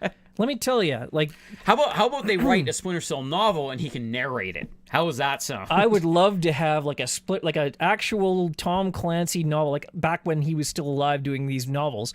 Have Michael Ironsides do the audiobooks. He should go into Audible and just read all of the Tom Clancy novels. Sure as fuck. Yeah, why not? All of them. Yeah. Just want to hear him do 50 Shades of Grey while he's in there. I said the Tom Clancy novels. Yep. Tom Clancy did not write 50 Shades. Did he? I don't know. That would be really creepy. It would have been more technically accurate in that case. 100 Years of Solid Snake. Yeah, well, Yeah, but to be fair, they changed his fucking voice too. To be fair, yeah, they changed his voice. Kiefer fucking Sutherland instead of what's his name? Yeah, David Hayter. Yeah. Writer of the X-Men screenplay. Don't write me. You know what happens to a toad that's struck by lightning? Yeah, it bombs at the box office. Very true. Very true. Thanks, Discount. Discount knows the line. It's not a good line. Well, I know it was. I just didn't want to say it because that's an atrocious fucking line. I didn't want to hear it, but sucks to be me. Anyway, Square Shooter, that's actually a good suggestion. What's that? Ubisoft is opening their office in Winnipeg. Maybe that's where we're hosting Uplay. Jesus Christ. We're the back end Kick in the office. door. Boom! They've already stated that the Ubisoft Winnipeg office is not going to be a first-party developer. We're going to work on tools and assets and stuff like that. So that would be actually pretty funny if they ended up stacking a bunch of fucking Uplay stuff here. AI middleware and stuff. We're the B team, yes! Go B Squad. Square-Enix. You know, of course, we're talking about Kingdom Hearts 3. That's coming on January the 29th. Oh, yes. The one thing that's not going to ship with the game... I can hear it coming from here. The one thing that's not going to ship with the game is the actual ending of the game. Of course not. Nope. Because that's how you keep people from spoiling it. I mean, but it's gonna get it's gonna have updates. 29th, it's gonna have its day one patch, which is gonna be somehow a 1.01 patch. It's gonna have a bunch of videos and whatnot. It is a memory archive option, I guess. It's like so you can rewatch cinematics. Right. Wednesday, January the 30th, is when the epilogue video actually gets released. And you have to have completed the game and seen the ending to view this video. So it's an after ending video. So it's like ending plus. Then there's going to be a secret video on Thursday, January the 31st, which players will need to have completed Kingdom Hearts 3 and seen the ending as well as fulfilled certain criteria during play to view the video, which will vary depending on the difficulty selected. Oh, it's going to be one of those. Yeah. So it's going to be the true ending, and you're not going to know that Samus is a girl, you know, because she only took her helmet off that far. Oh, what's up, JCR Danator?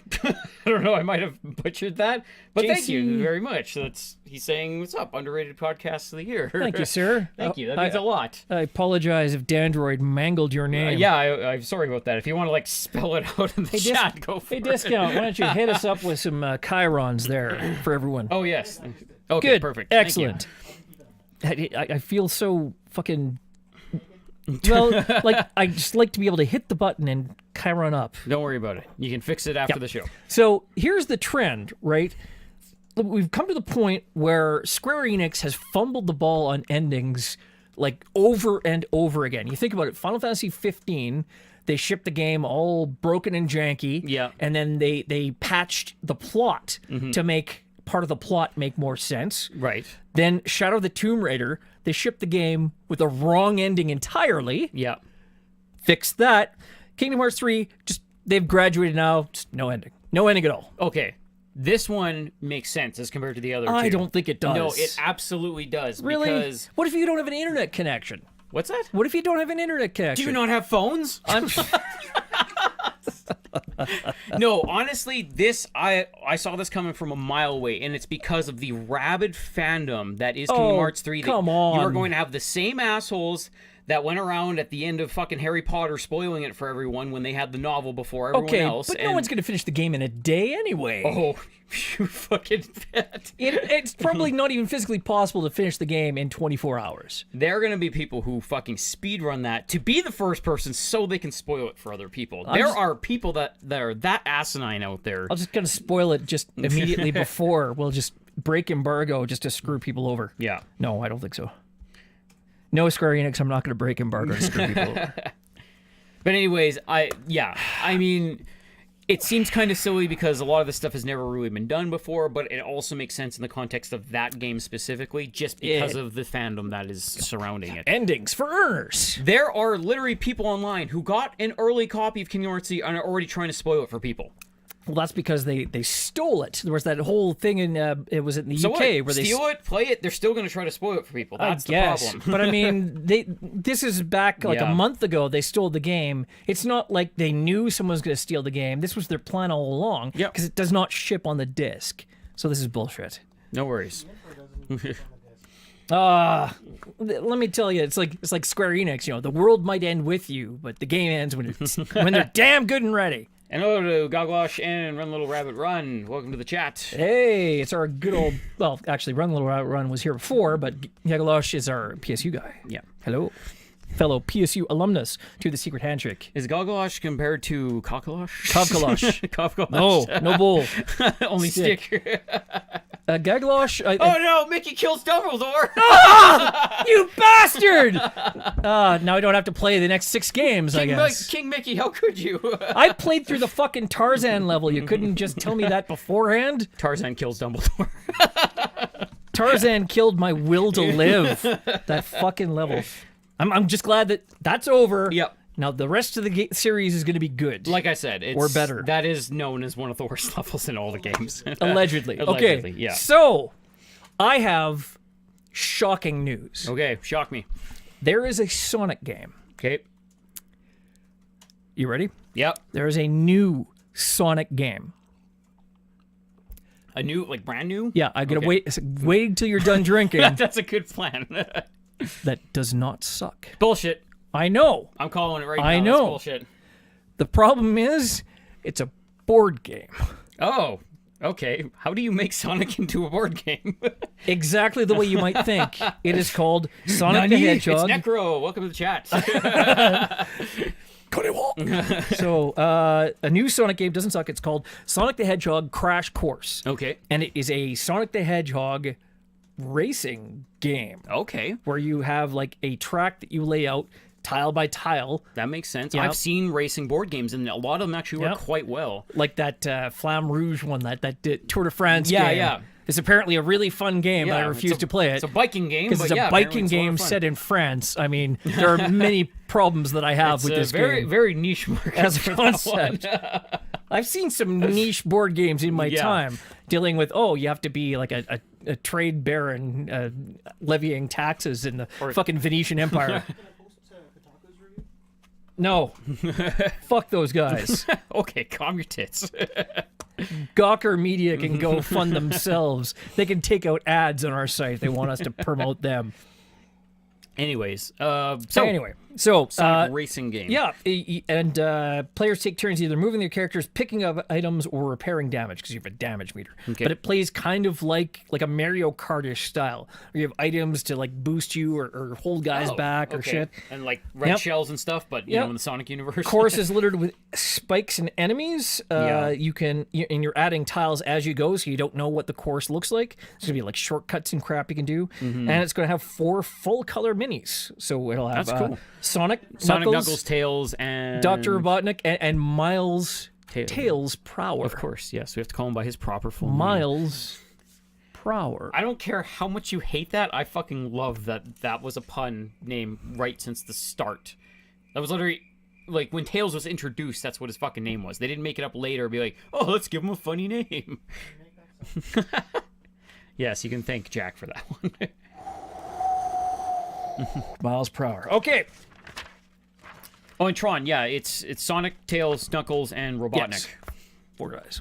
Yep. And they'll probably have an add-on pack Yep. with Amy and the other useless crew. Yeah. Yeah, probably Rouge. Yeah. Metal Sonic, all those guys. Mecha Sonic. Okay.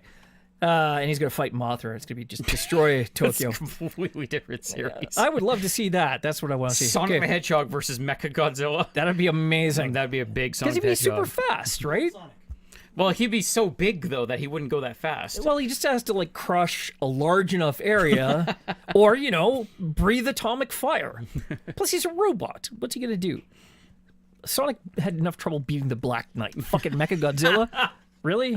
Anyway. Oh, don't remember that game. So we know that the PS4 is doing, like, spectacularly well. And the Xbox One is, you know... 2-1. The PS4 is doing spectacularly well. Yeah. So Microsoft is now to the point where they are actually paying people to play their games How do you do that? with the Game Pass. In January, Microsoft announced a new slate of quests. Okay. You can earn points doing the quests. Yeah. There are, I believe... Are quests like achievements? Yeah, well, no, not really. So basically, there are things like you can earn specific achievements in certain games in the Game Pass. Things like clicking through to read about new games on the dashboard. Stuff like if you're entered into a sweepstakes for a free year of Xbox Live Gold. All of these things will earn you points. Okay. In this particular month, in January, there are 7 quests that are worth 2,100 possible reward points. So you can turn those points in for like a free month of Xbox Game Pass, costs 7,000 points. 1,700 points will get you a $1.25 gift card. So it's literally you trade these points in for things. Yeah. So they're itchy and scratchy dollars, basically. Well, But after instead of giving you nothing, they give you some stuff. well, and okay, going way, way back, like when we first started the podcast, this was always Yes. one of my things, is that I would, because I've never been an achievement whore. Like I've just never gone on my way Well, to you're half get right. to get platinum. Thank you. You're welcome. No, I've never gone on my way to get achievements and trophies and stuff like that because again, I didn't need that virtual trophy cabinet to E-peen. to show off my Right. e-peen. So I never really felt any necessity towards that. If they had this type of situation with achievements and trophies and stuff like that, Yeah. I might actually give 2 fucks about it. Maybe. So yeah, I'm not surprised that they're doing something like that because hey, if they can get away with it, Yeah. fucking go for it. It makes people play your games more.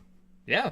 It's not like they're giving them a free game for a month of, oh, you No. played this game, so we'll give you a free game. Yeah. Well, I mean, You're- Game Pass as it is already like a good idea. Exactly, yeah. It's a solid price Right. point and everything too. So I think it's a good idea on their part because it is just going to get those extra clicks, those extra game hours that they want in there. They're just incentivizing you to play their shit instead of, you know, the PS4 100 games. Well, that and I just mean, came it's out. it's one of those things. It's not like a PC where you're just kind of floating around in the air. Like this is an Xbox. If you have an Xbox, you already have Xbox Live. You already like PC that's floating around in the air. well, like PC is just kind of whatever. You're not locked to a console. Like you can get like almost any game you want. I mean, the and equivalent everything would be that. like Steam. That's what I mean. Like Right. Steam is just Like a kind of a service. catch-all. It's whatever. It's its own service. With Xbox, if you own an Xbox, you probably already have the Game Pass just because of how much it costs. And with games costing, you know, Canadian up Yeah. to $100 now, I would be all in on a Yeah. fucking Game Pass because then you can just play fucking games, and if you don't like it, you can just delete it, Yeah. and away it goes. Well, I So- mean, if I'm so if you have an Xbox One, you probably have this service already. theoretically, it's a good service. If you have an Xbox One and you're one of those people that are still actually using it, then yeah, I mean, it Yeah. would only make sense. Now that PS Now has added its download service, Mm-hmm. it makes a lot more sense too. Yeah, and Goglash, like that's kind of my idea too, is that it wouldn't even necessarily need to be money towards new games. Even if it was content, kind of like Right. Uplay, like those points, because you were playing Ubisoft games, you're earning points for Ubisoft games in the future. Yep.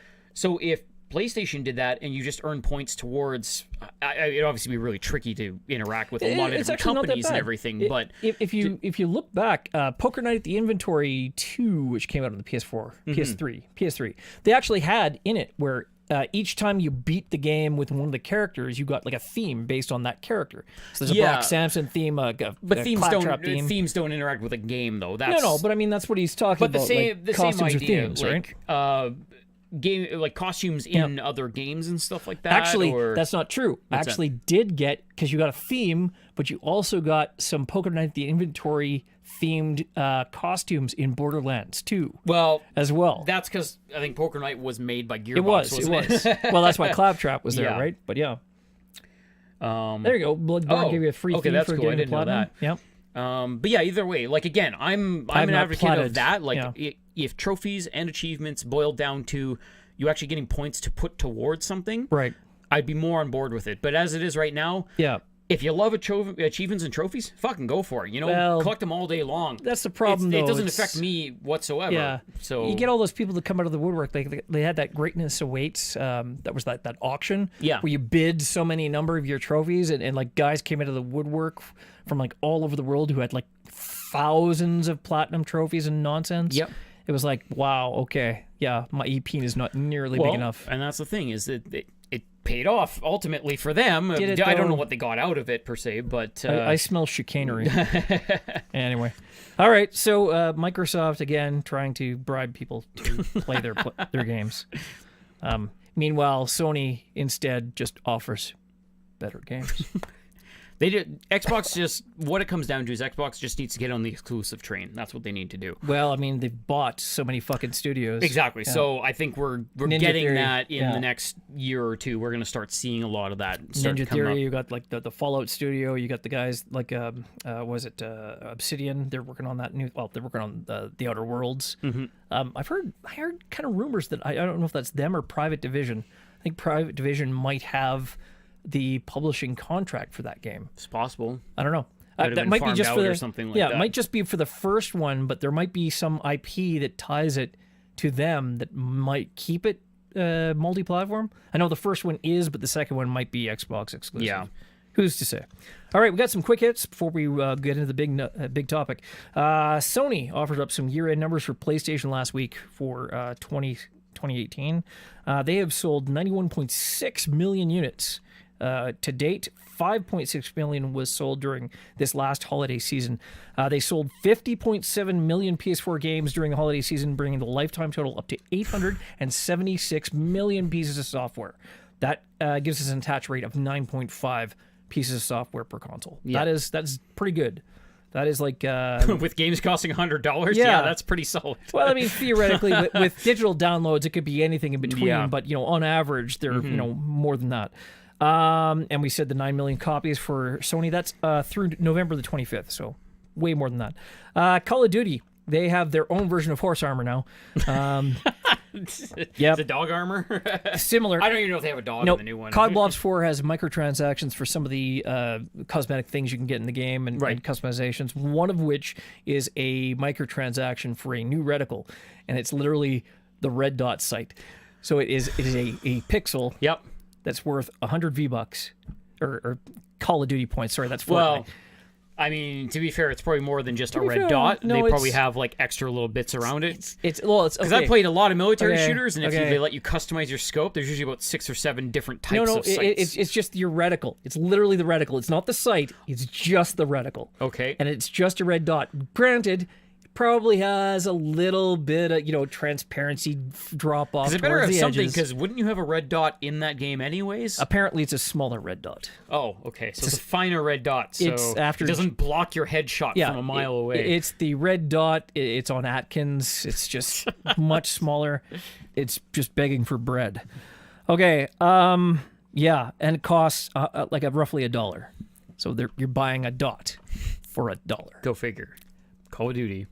But it's a rare cosmetic accessory. So, Oh, you have to loot box that? well, you can, but you can also just buy it. Fuck me. Buy the dot for $1. Yep. So, about par for the course right there. and leading up to our main news item, a nude item. It's a nude item as well as a news I'm item. leaving. Yes, that's what causes the news item. Less than a month after Activision went to Blizzard and said, you got to cut costs, they got their new CEO, their new CFO, gave him a signing bonus of $15 million. So that's $3.75 million in cash and $11.3 million in restricted stock. Right. Yeah. That's on top of his $900,000 a year salary. And why are they getting investigated for fraud now? Well, I mean, no, this is why you get these fucking people that they have to fire people at the end of crunch time. It's literally what I've talked about time and time again. Unpaid overtime and nonsense. Unpaid overtime, and then you lay off your entire team. But hey, the manager and the fucking owner and everything, they get to go home to their fucking mansion with $5 million bonus because they got that game out almost on time. Yeah, so Activision, of course, their stock literally dropped 7% immediately after this was announced. Yeah. This was found out. And this is like trending downward ever since Diablo Immortal last month, in November at BlizzCon. Yeah. Because that went over like a lead balloon. Like, it made Command and Conquer Rivals look positively entertaining. Yep. So maybe they can stack up like Diablo Immortal right next to fucking Alien Blackout. And that's probably why Bungie walked to the door. Yes, which brings us to our big ticket. Oh, wait, you missed actually a big part in there. Care. What's the big part? Not about Activision, Bungie. Cross-platform play in Rocket League. And I don't care. With PS4. They already had cross-platform play with I know you PS4 don't give a shit about Rocket League. This is important, okay? Yes, and it will make all the difference in their very tiny ecosystem for the year that we still have left on the PS4. Very tiny ecosystem. I'm talking about PS4 has the ecosystem. PC had the ecosystem. They had crossplay there. Bring in the Xbox, it's like... It's not about PS4. It's about what this means. What does it mean? This is something that the fans have wanted for the longest fucking time, and they finally have it. It means that Sony is willing to deal on some of these things rather than they're turn up your nose at it like they were early last year, where they were like, no, it won't happen. You remember when a year before the Xbox One, or actually not even a year, like 3 or 4 months before the Xbox One reveal, how EA was super magnanimous about we're not going to do our online passes anymore. All online passes are free. So hedonism bought us like, online passes for everyone. And then the Xbox One reveal, we realize that they're trying to do aggressive DRM and whatnot. Sony doesn't give a shit because it's going to be next year. They're going to have a whole other platform and they're going to dominate again. And it's going to be a whole other walled garden. They're not going to do this for every game. It's a test. The whole point is that it's important. They didn't just say, no, this isn't happening, and then they left it at that. They are taking the view off it. They went forward with it, and this is an important step for gamers. It really is. I do not see it the same way. I mean, it's good from a PR perspective. Everyone who's bought Fortnite or buys Fortnite accessories on PC, they're going to buy it on PC. If they buy it on PS4, they're going to buy it on PS4. Yep. It is just an isolated case of vocal people that say, oh, I can't, switch to the Switch or something. I can't move my crap to another console. And then, Sony says, okay, squeaky wheel, here you go. Have your little pittance. And after we make our money, I don't care anymore. We're going to put all this shit into the PS5 in 2020, and that's what I care about now. Right now, they've made their money on their PS4. Everything else is basically gravy. So I don't think it's going to change anything. That was my point last year, though, was the fact that they already had that market share, so they should have just fucking done it because it's a great thing for their players to have. Because I have Rocket League on the PS4 and I have it on Steam. Guess what? Yeah. I had to play it on Steam because I wanted to play against other people. Because if I had played it on PlayStation, I can only play against people on PlayStation. So now I can play against anyone, and it's fucking awesome, and I love it. Great. So you can play against everyone in the world already, and then those 5 or 10 guys on Xbox One who are still playing Rocket League. Steam. Switch. Yeah, but you okay, Switch maybe, but you could still could already do crossplay between PS4 and PC. It was just not everything. Yeah, so now it's everything, and that's what I like. That's the way it should be. I played Portal 2 against a guy on PC. That was amazing. I played a Star Trek Bridge Crew against PC guys. That was fine. Mm-hmm. I don't need Xbox guys. I'm sorry. Bit of a different group there, though. Yeah. Anyway. Bungie pulled the ripcord. Yep. They're splitting up. And it looks like Bungie got Destiny in the divorce. Of course. So they had a 10-year contract, I think, originally. I think it was like, I don't know if it was their contract, but that was their 10-year plan for Destiny. And since the beginning, they've had some friction with Activision about the way they do their annualized releases. They wanted to have like something big every year, even if it was just the base game with like all the DLC and just new release year after year. Of course, yeah. Which, I mean, I did not like as well. Well, and that's the problem, is that you have someone like Activision Blizzard, who is a fucking juggernaut of a game developer, and they call the shots because they have all the money, they have all the power, so you do what they say, and they give you your pittance, and, and that's it.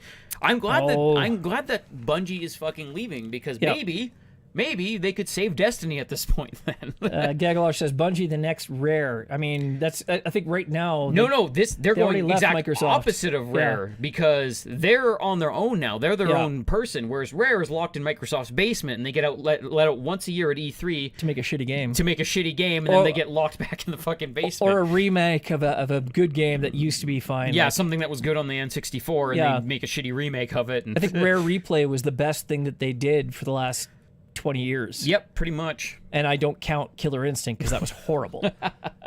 Just shut up and take it, bitch. I remember that E3, like that original E3, and it's like, just, you know, it'll all be over soon. It's like, is he actually saying this? Yeah, he was saying that. Yeah. So anyway, there's a blog post. They say Destiny. They say that we've enjoyed a successful 8-year run. I'd like to thank Activision for their partnership on Destiny. Looking ahead, we're excited to announce plans for Activision to transfer publishing rights to Destiny for Destiny to Bungie. With our remarkable Destiny community, we're ready to publish on our own, while Activision will increase their focus on own IP projects, which means that they're going to go back to making fucking World of Warcraft and Call of Duty. And shitty mobile games. Right? You have a phone, don't you? Yeah, so... Yeah, but not for your games. So yeah, it's like this annualized schedule. Now they can, I think, focus more on building it as a game as a service platform. Like, they did not have to release a Destiny 2. They could have just and there wasn't that huge difference between the first and the second one. Aside from it was kind of locked down because you had it running on a PS3 and a PS4 and an Xbox 360 and an Xbox and PC. And well, I mean, they brought it all into modern gen. So there's nothing wrong with it being Destiny 2. But now they need to use this. They can't do a Destiny 3. They have to use this as their platform moving forward. They can do a Destiny 3. They just, not 2 years later. They would be shooting themselves in the foot. Yeah, they'd have to do it like 6 years later, basically. I mean, right now they have a solid platform to it, and they do have very dedicated fan base. It's not large, but it is a dedicated fan base. Well, they just need to run it with incremental content updates. Yeah, and they might be able to do that now again, because we don't know what Activision was telling them to do. They could have been pulling all the strings, and... Tron, they did not have to release Destiny 2 to reset progress. They did not have to reset Destiny progress. He's still sour about that. I'm fucking sour about it. They fixed that combat system, that leveling system, that progression system like 4 times within the original Destiny, and then they still had the fucking immense brass balls to wipe all their characters and chuck all their shit out the window for Destiny 2 instead of just, coming up with a system that works and continuing to use it. Yeah, but then you would have finished the game that much faster, and you would have been bored that much faster. Oh, it's just that they had an incremental, an exponential system. Like, this is the beginning, this is the end, and they kept adding on light levels. Okay, that's fine. Just do that forever. Then just keep going. You don't have to reset everything from scratch. Yeah, but then you have to balance the entire game around that, from players that start at 0 to players that are at level 500. Not like they, for example, how they do with World of Warcraft, something that's been going for 25 goddamn years. It's the same game, though. I know, but that's fine. This could also be the same game. They did not need a Destiny 2. They could have just added more and more, like a series of expansions that progressively added to this world. And then, every 3 or 4 years, they could put out a full compilation of everything there. Better post that again, Mame Kill. What's that? The salt is real. The salt is real. I spent so much of my fucking time on Destiny, but just the fact that they wiped everything out, that was the clean break I needed to just go, okay. Just drink half my mug of water here. I'm drying up over here. All the salt? Yeah. A little parched. Anyway. So they are now developing a brand new game in thanks to a $100 million investment from NetEase. If I'm not mistaken, I believe that is a Chinese company. Pretty sure they are, yeah. I think so. Like, I think they are like in around that Tencent sort of guys. Mm-hmm. I don't know if they're related to Tencent, but I'm pretty sure $100 million. Well, it's basically what they got from Activision for Destiny, essentially. Yeah. Their 10-year contract.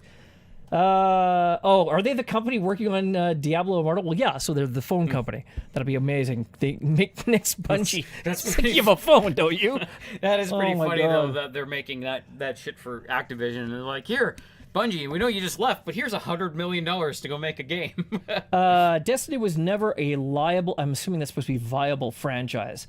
And I disagree with that. I think... It was a different take on the MMO. No, I think it was... No, it's an MMO for shooter fans. No, it was never really an MMO. It like the design of it was different. I think that it was really the first mainstream game as a service game, and I think it was viable. It was just it was launched too early. It did not have as much content. It did not have as much lore built into it. Yeah. Mechanically, it was amazing, but once you do all those missions over and over again with strikes and nightfall and like all the different missions you have to do and nonsense. Yeah. It's like how many times can you go over the same Tarzan level over and over again before you start to lose your goddamn mind? Mm-hmm. So what they really should have done is that with Destiny 2, just add all of the planets together, or I don't know, have more than one area on each planet instead of just you could go from planet to planet,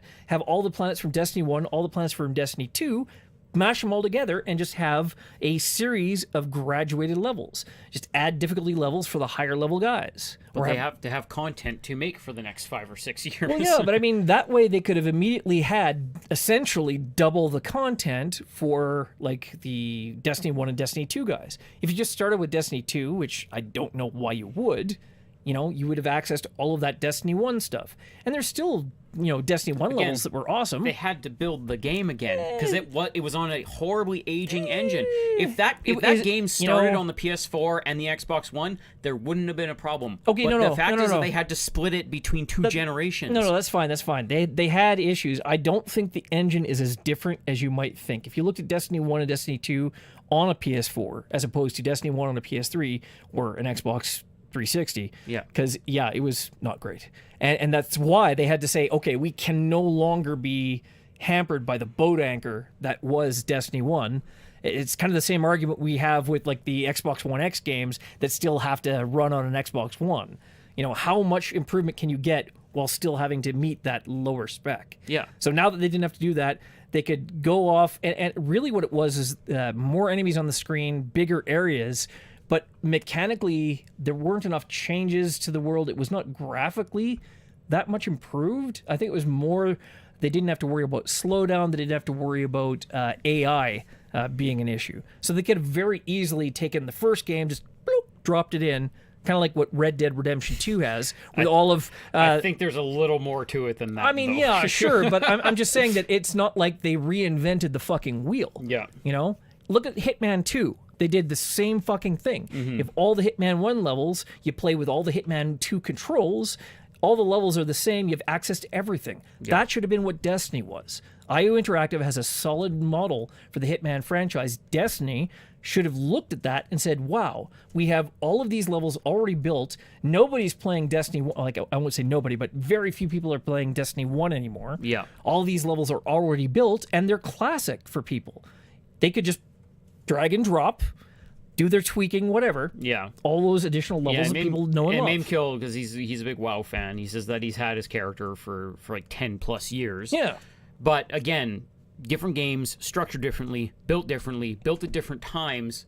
Just, there's so much different between those games outside of the fact that it has MMO flavor in a shooter. Like, it's not a one-to-one comparison. Yeah, I'm just saying that not that mechanic, that model of business. Yeah. So there is a lot more layers in terms of all the different stats and all your drops and your spells and blah blah blah. But it's one game that just keeps accruing additional content. Yeah. And then they start throwing in additional classes, additional races, blah, blah, blah. But it's still basically the same game. Yeah. And yes, when things get improved, they patch up the base game. The base game looks better. Like right now, the original areas look fantastic compared to what they look like 20 goddamn years ago. But they bring that game along with them as hardware improves. So they can just basically have all your character on a server, and as you go from console to console and from game to game, they keep adding on expansions. You just keep playing that character. You know,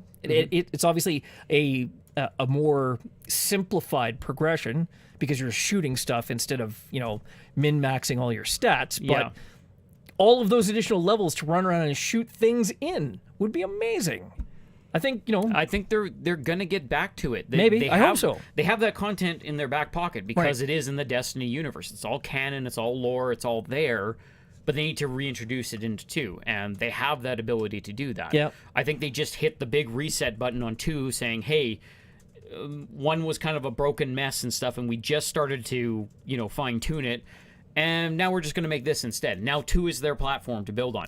Now, if they release a Destiny 3 in 2 years, you can just yell "fuck you" at them and walk away. But if they ride that out for the next 6 or 7 years in Destiny 2 and they introduce all that content, that's what they should have done from the start. And Garrosh says they had no direction of that game, of what that game should have been. It was a shooter, an RPG, an MMO, no direction. Okay, I don't agree with that because they had all that plot stuff that had to get cut out. And I've not yet gotten the full story about who prompted that, or I think it was honestly because they had to hit their milestones to get it out, that a lot of that stuff was hacked out and was eventually reused for like House of the Wolves and exactly stuff. So if that plot had been in there from the beginning, like when you got to the Taken King, right? I think that was really where Destiny 1 started to turn around. Oh, absolutely. Plot-wise, yeah. Right? So if they had that from the beginning with that level of interesting character development and plot development, that would have gone a long way to make the original Destiny way more exciting than it was. Yeah.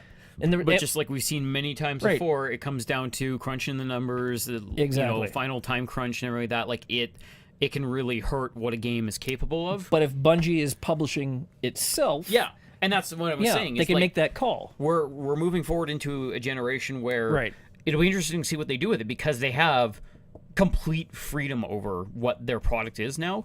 So now is that make or break time. It's time to see if Bungie really had the makings of the game that they wanted, and it was Activision's fault that it was failing, or if it was Bungie all along and they didn't really have a rudder on that ship. Hang on. When you can't say it was failing. I mean, they sold something like 50 million copies of both games put together.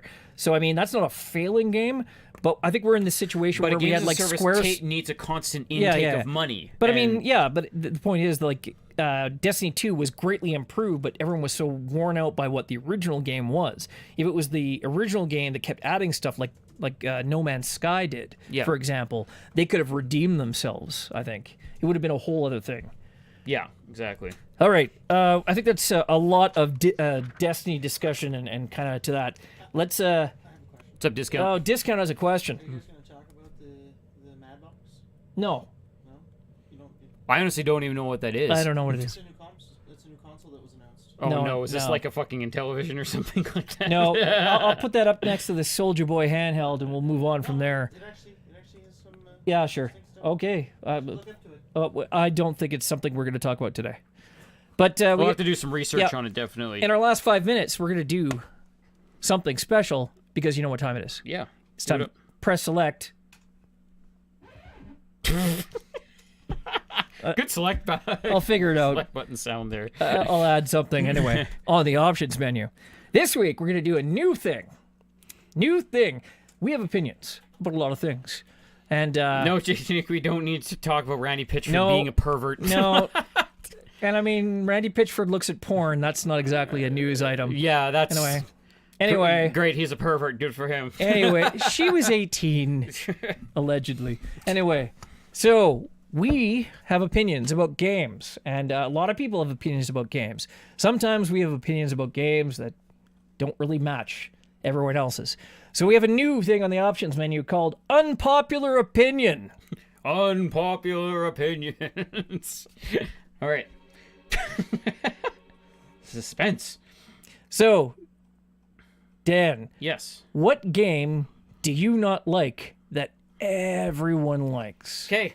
It's time to finally come out and say this. I've hinted at it. And by the way, many times before. I just want to give full credit. Yes. Our good friend at PSU, Gary, he does not like BioShock. Okay. And I give him no end of flack for not liking BioShock. But hey, unpopular opinion, right? Unpopular fucking opinion. But that's the whole thing.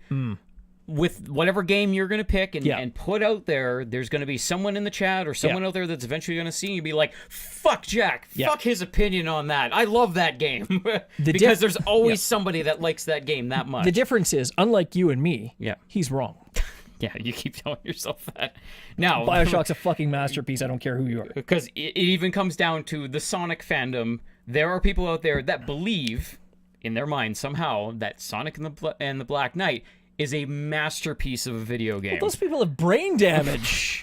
Again, I'm pretty sure I do after playing it. Everyone's open to their opinion, and here's mine. Christ. So I have alluded to this a couple times on the show. I've never full out said it, Oh, but Tron's. don't get him started. Don't get him started. He will come through the No, monitor. Tron's just busting my balls. He knows the buttons to push. That's the problem. He's got the master list on the shit. Anyways, Dead Space was trash. Fuck you! Fuck you, Shorzy! Give your balls a tug, you tit fucker! okay, so this was a game that was pretty well received. It reinvigorated the whole series, and we've gotten a sequel since then. Tomb Raider. So the newer Tomb Raider that came out in 2014, I think. Yes. Okay, so that one, complete reboot from the ground up. Or 2013, I don't know. Yeah, it was sometime around then. Complete retelling of Lara Croft and her adventures and stuff like that, but in a darker, more gritty, realistic tone and whatnot. Yes. This game, of course, caught fire when it was released. Everyone was like losing their minds over it. It did good sales. It didn't do great because fucking Square-Enix was still kind of like, oh, well, it didn't sell as much as we wanted it to. Same Even story. though it did really well, they got a Deus Ex, second Sleeping game Dogs. out of it. So, Yeah. I mean, go figure. Which still didn't meet sales targets. Which still didn't. I think they just had way too high of a sales Do you target for that. think? You think maybe? But anyways, so of course this game, it's got great reviews, good word of mouth, and everything like that. So down the line, when the second one was coming out, I eventually borrowed your copy of the first one because I was like, well, I've never played it. I want to get in on this thing that everyone loves so fucking much. And I played it only to find out that I was actually thoroughly disappointed by it. Really? Yes. That's surprising. Because what it boils down to That is an unpopular opinion. is that overall the game just felt kind of empty to me. It felt like it was going through the actions of an action game, but there was no real love or care put into it so much because a lot of it just again it felt empty. Like I felt like I was just going through a checkbox list of this is what an action crazy story game should be, like an Uncharted or something like that. But it just kind of hit those notes and then just went right on to the next one without kind of anything in between it. Because every time I was doing something, it felt like a fetch quest. And every time there was interaction in a cutscene, it felt like a canned Hollywood movie. Like just people just reading lines, no love or care put behind it. And probably the part that bugged me the most was that they tried to present this as a not so much a large open world per se, but It's hub and spoke. It's hub and spoke, but they wanted it to feel kind of sprawling a little bit because you had a few different directions you could go in, and they tried to fill out the background so it felt like a big natural environment. But I felt like I was playing like a PS2 or PS3 game where the background was filled out. I don't mean graphically, of course, but when you're running through that environment. I felt the invisible walls around me. I could tell that I was just in this section right here, and there's a bunch of trees and a nice skybox and everything like that, but I felt very enclosed in those specific point-to-point areas. And the actions in between, like they have all the interactive cutscenes, like where Laura can have horribly gruesome deaths, which are actually quite impressive. Still hear the sound of her spine popping. But some of those ones, and this one comes down to not so much like they weren't thinking on this because they had thought into how these interactive movies like went in between each scene and everything like that. but it felt like those kind of canned animations Yeah. where everything felt like too sharp or too fast or too jarring, and it didn't feel natural, like natural physics. It didn't look realistic when, you know, she was like grabbing onto a cliff and she swung around and fell, and stuff like broke and swung around and everything like that. Like everything felt like that janky, quick animations, and everything just kind Really? of happened in one thing, and then you just went on, and that was it. And it was just, yeah, again, it was one of those ones that was just disappointing. Like, I went through the game, I beat the game, and honestly, the only thing that I remember from the game was one section where there's an airplane on a waterfall, which was a really nice looking set piece. Yeah. And then fighting some kind of voodoo thing on top of a snowy mountain, I think. You're fighting something. I don't like, recall the voodoo thing. You're on like a snowy mountain, and you're fighting something in a stone pit on top of a mountain, but it's something with magic. It's like I don't know, like some kind of voodoo guy or something like that. It was one of the boss fights. I honestly do not remember that at all. Because as I recall, the Tomb Raider games were, I mean, the second one, maybe not, but the original Tomb Raider one was largely grounded in plausible sort of modern day things. Like, even more so than the original Tomb Raider, which was like, you know, the Atlantis and everything else, all that nonsense. Yeah, and that's the thing. It's much more grounded, like they took an Uncharted approach to making the game. This thing. He has a big club and he's smashing it around. Isn't that from Shadow, the second Tomb Raider? It's from Shadow? No, Tomb Raider, the definitive edition. That's the first one. It's been a long time. So you're on top honestly, of a snowy mountain in like there's like a stone rocky pit kind of area, and you're fighting what is it's a suit of armor that's been animated to life somehow or something like that. Or there's a guy in it. I don't know. Either way, he's Gears 5 and times winches. bigger than a normal human, so that's already outside the realm of possibility. And he has a giant club, and he's beating you and stuff like that. And it's just like, those are really the only two things that I remember from... Oh, and something on a ship. It was a hallucination. It's just, you ate some bad eel. Yeah, I don't know. It was... I don't remember. I hear about how good the second game is, Yeah. that they kind of ironed out a lot of stuff. Yeah. There's a lot more content in it and everything. So I might end up liking the second game a lot better. But honestly, the first game was a letdown. And it might have been that whole situation of everyone talked it up so much Maybe. that I was up here, and then all of a sudden the game was down here for me. Rise of the Tomb Raider I thought was better than the first one. I thought that there were some plot lulls in the first game, but overall mechanically I found it very enjoyable, and I liked the sort of the repackaging of Tomb Raider as a more modern story and not like a patently 80s or 90s, I guess, early 90s sort of very plastic kind of I was hyper fine. feminist icon. I was fine with like the rewriting of it being this more S&M darker, on like Lara realistic kind of tone of it and everything like that. Like she's a proper explorer, and there's a reason why she's doing everything, and it doesn't feel just kind of slapped together. That was one of the better parts of it, is that She was an archaeologist like Christmas Snow as a nuclear scientist. yeah, basically. A nuclear physicist. Yeah. Wow. And yes, and Tomb Raider did have T-Rexes back in the day. Yeah, I remember Tomb Raider with T-Rexes. Shooting a T-Rex with twin pistols. Yeah, that was The part of original my Tomb Raider, childhood. and of course you fought like the Atlantean woman with wings at the end of the first game, and you like were jumping back and forth over a fire pit, as I recall. It was a brutal level. Yeah. Mimkill, that is true. That was a lot of fun. Trexes?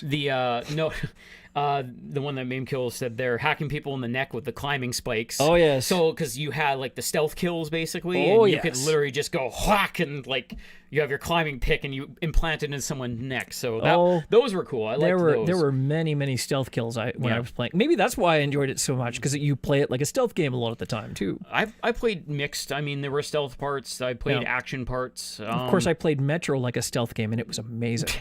That's the only way to play that game, or Well, you're dead. Throwing knives and all. I mean, why wouldn't you? But there we go. So that's my unpopular opinion. It's officially out there in the ether now. I am not a fan of 2014's Tomb Raider. Okay. We're running a little low on time, so I'm going to try and keep mine a little bit more brief, and I'm going to sum it up very, very simply. Smash Brothers is garbage. I mean, we already knew that you didn't like Smash Brothers. Yeah, but I mean... Give me that stinger next that you don't like Mario Party. Well, Mario Party is fucking awful. Smash Brothers is a goddamn masterpiece compared to Mario Party. Mario Party is just codified revenge upon all of your friends. It's taking your friends that you don't like and saying, okay, now I don't have to be friends with you anymore. I'm sorry Mario Party bullied you back in high school. Mario Party touched me, and I will show you on the doll where it did. But Mario Party is a horrible, horrible thing, and all it does is reward failure. Okay, you're talking about Smash Brothers. I know, though. but that's not an unpopular opinion. That's a widely held opinion that Mario Party is a terrible, terrible thing. I think But, it's just polarizing. yes. So Smash People Brothers, either love it or they hate it. Smash Brothers in general, there's a lot of characters. I don't like the floaty animations. I don't like the way that it seems that randomness seems to be rewarded a little bit too much. I don't like how the characters are all wildly differing in terms of balance. Like some are balanced or some are just ridiculously overpowered. Well, and see, that's one of the things that it's one of those things, just like a good fighting game. No, see, a good fighting game is a good. Yes, and Smash Brothers is an excellent fighting game, but you have to get into it. You have to play a lot of the characters to see the nuances between the characters. This isn't the part where you argue with me. This is the part where I tell you how this is garbage, and you sit there and you fucking take it. That's what this is. You accidentally fall off the edge of a platform and you're dead, and you get knocked into the stratosphere and you're dead. Don't hate the game just because you suck at it. and a lot of the time they're coming out on platforms that don't even have a proper controller to play them, so you have to keep your fucking N64 controllers to use on your Wii and your Wii U. Well, that would definitely be my biggest gripe. It's and then now on your controller Switch, GTFO. yeah. So not a big fan. And Mamekill, you better keep that to yourself. Jack will come to your house and stab you. No, I won't. I won't do that because I know Mamekill doesn't have any taste. Yeah. So that's fine. That's fine. I know that Discount doesn't like Westerns either. So he also has like a child trauma, I think, about Westerns. Somehow he doesn't like them. So it's like you have a child trauma about Mario. Yeah. You didn't play Mario 64. You hate Mario Party. You hate Smash Brothers. The difference is, okay, I do hate Mario Party, but I will play Mario 64, and I like Mario Odyssey. I think is going to be amazing. Whenever I stop wanting to blow things up, whenever I don't have a Yakuza game to play or an Odyssey like Assassin's Creed Odyssey, I still have to finish with all the DLC, and I've got Ace Combat this week, and actually 2 Ace Combats, technically speaking. So eventually I'll get around to playing. Eventually, when you're 85 years old. No, it's going to come down to it where I will need a change of pace, and I will break out my Switch and I will go play Katamari Reroll and Mario Party Odyssey. Mario Odyssey, not Mario Party on the Switch, because fuck that game. So yeah, unpopular opinion. Everybody loves Smash. It's garbage. Not everyone loves Smash, but a lot of people do love statistically, Smash. more people, a lot more people love Smash than don't. It's basically right up there in esports with Overwatch and League of Legends and all that stuff. Yeah, so. But in terms of Mario Party, it's more people think that Mario Party is garbage, and then they blame Trump for the wall. And it's like Mario Party is just garbage. Garbage. Anyway. Always just like the idea of knocking people off the edge in Smash. See, that's just the thing. It's just, and as they take more damage, it's not like a damage meter like a fighting game. It's just how floaty you are. So you get thrown further. So you get better. You don't get damaged as much. So you have a better chance of staying on the stage. Get better at Damnation. Maybe you'll like it more. No, because that's a broke ass game. Yeah, well, popular opinion, Damnation sucks. I don't think that's popular so much as Uniform. Everyone fucking hates Damnation.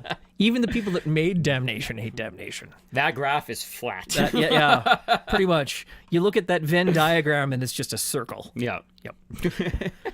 All right, folks. That is our show for this week for episode 53. Thank you all for coming out and watching. We had a lot of people in there that I hadn't seen in a long time. So, by the way, I just wanted to say before we go out here, Tron renewed again for his, I guess, currently 3 months in a row. I think it works out to be more than a year, but he had that day where he missed it. It's so...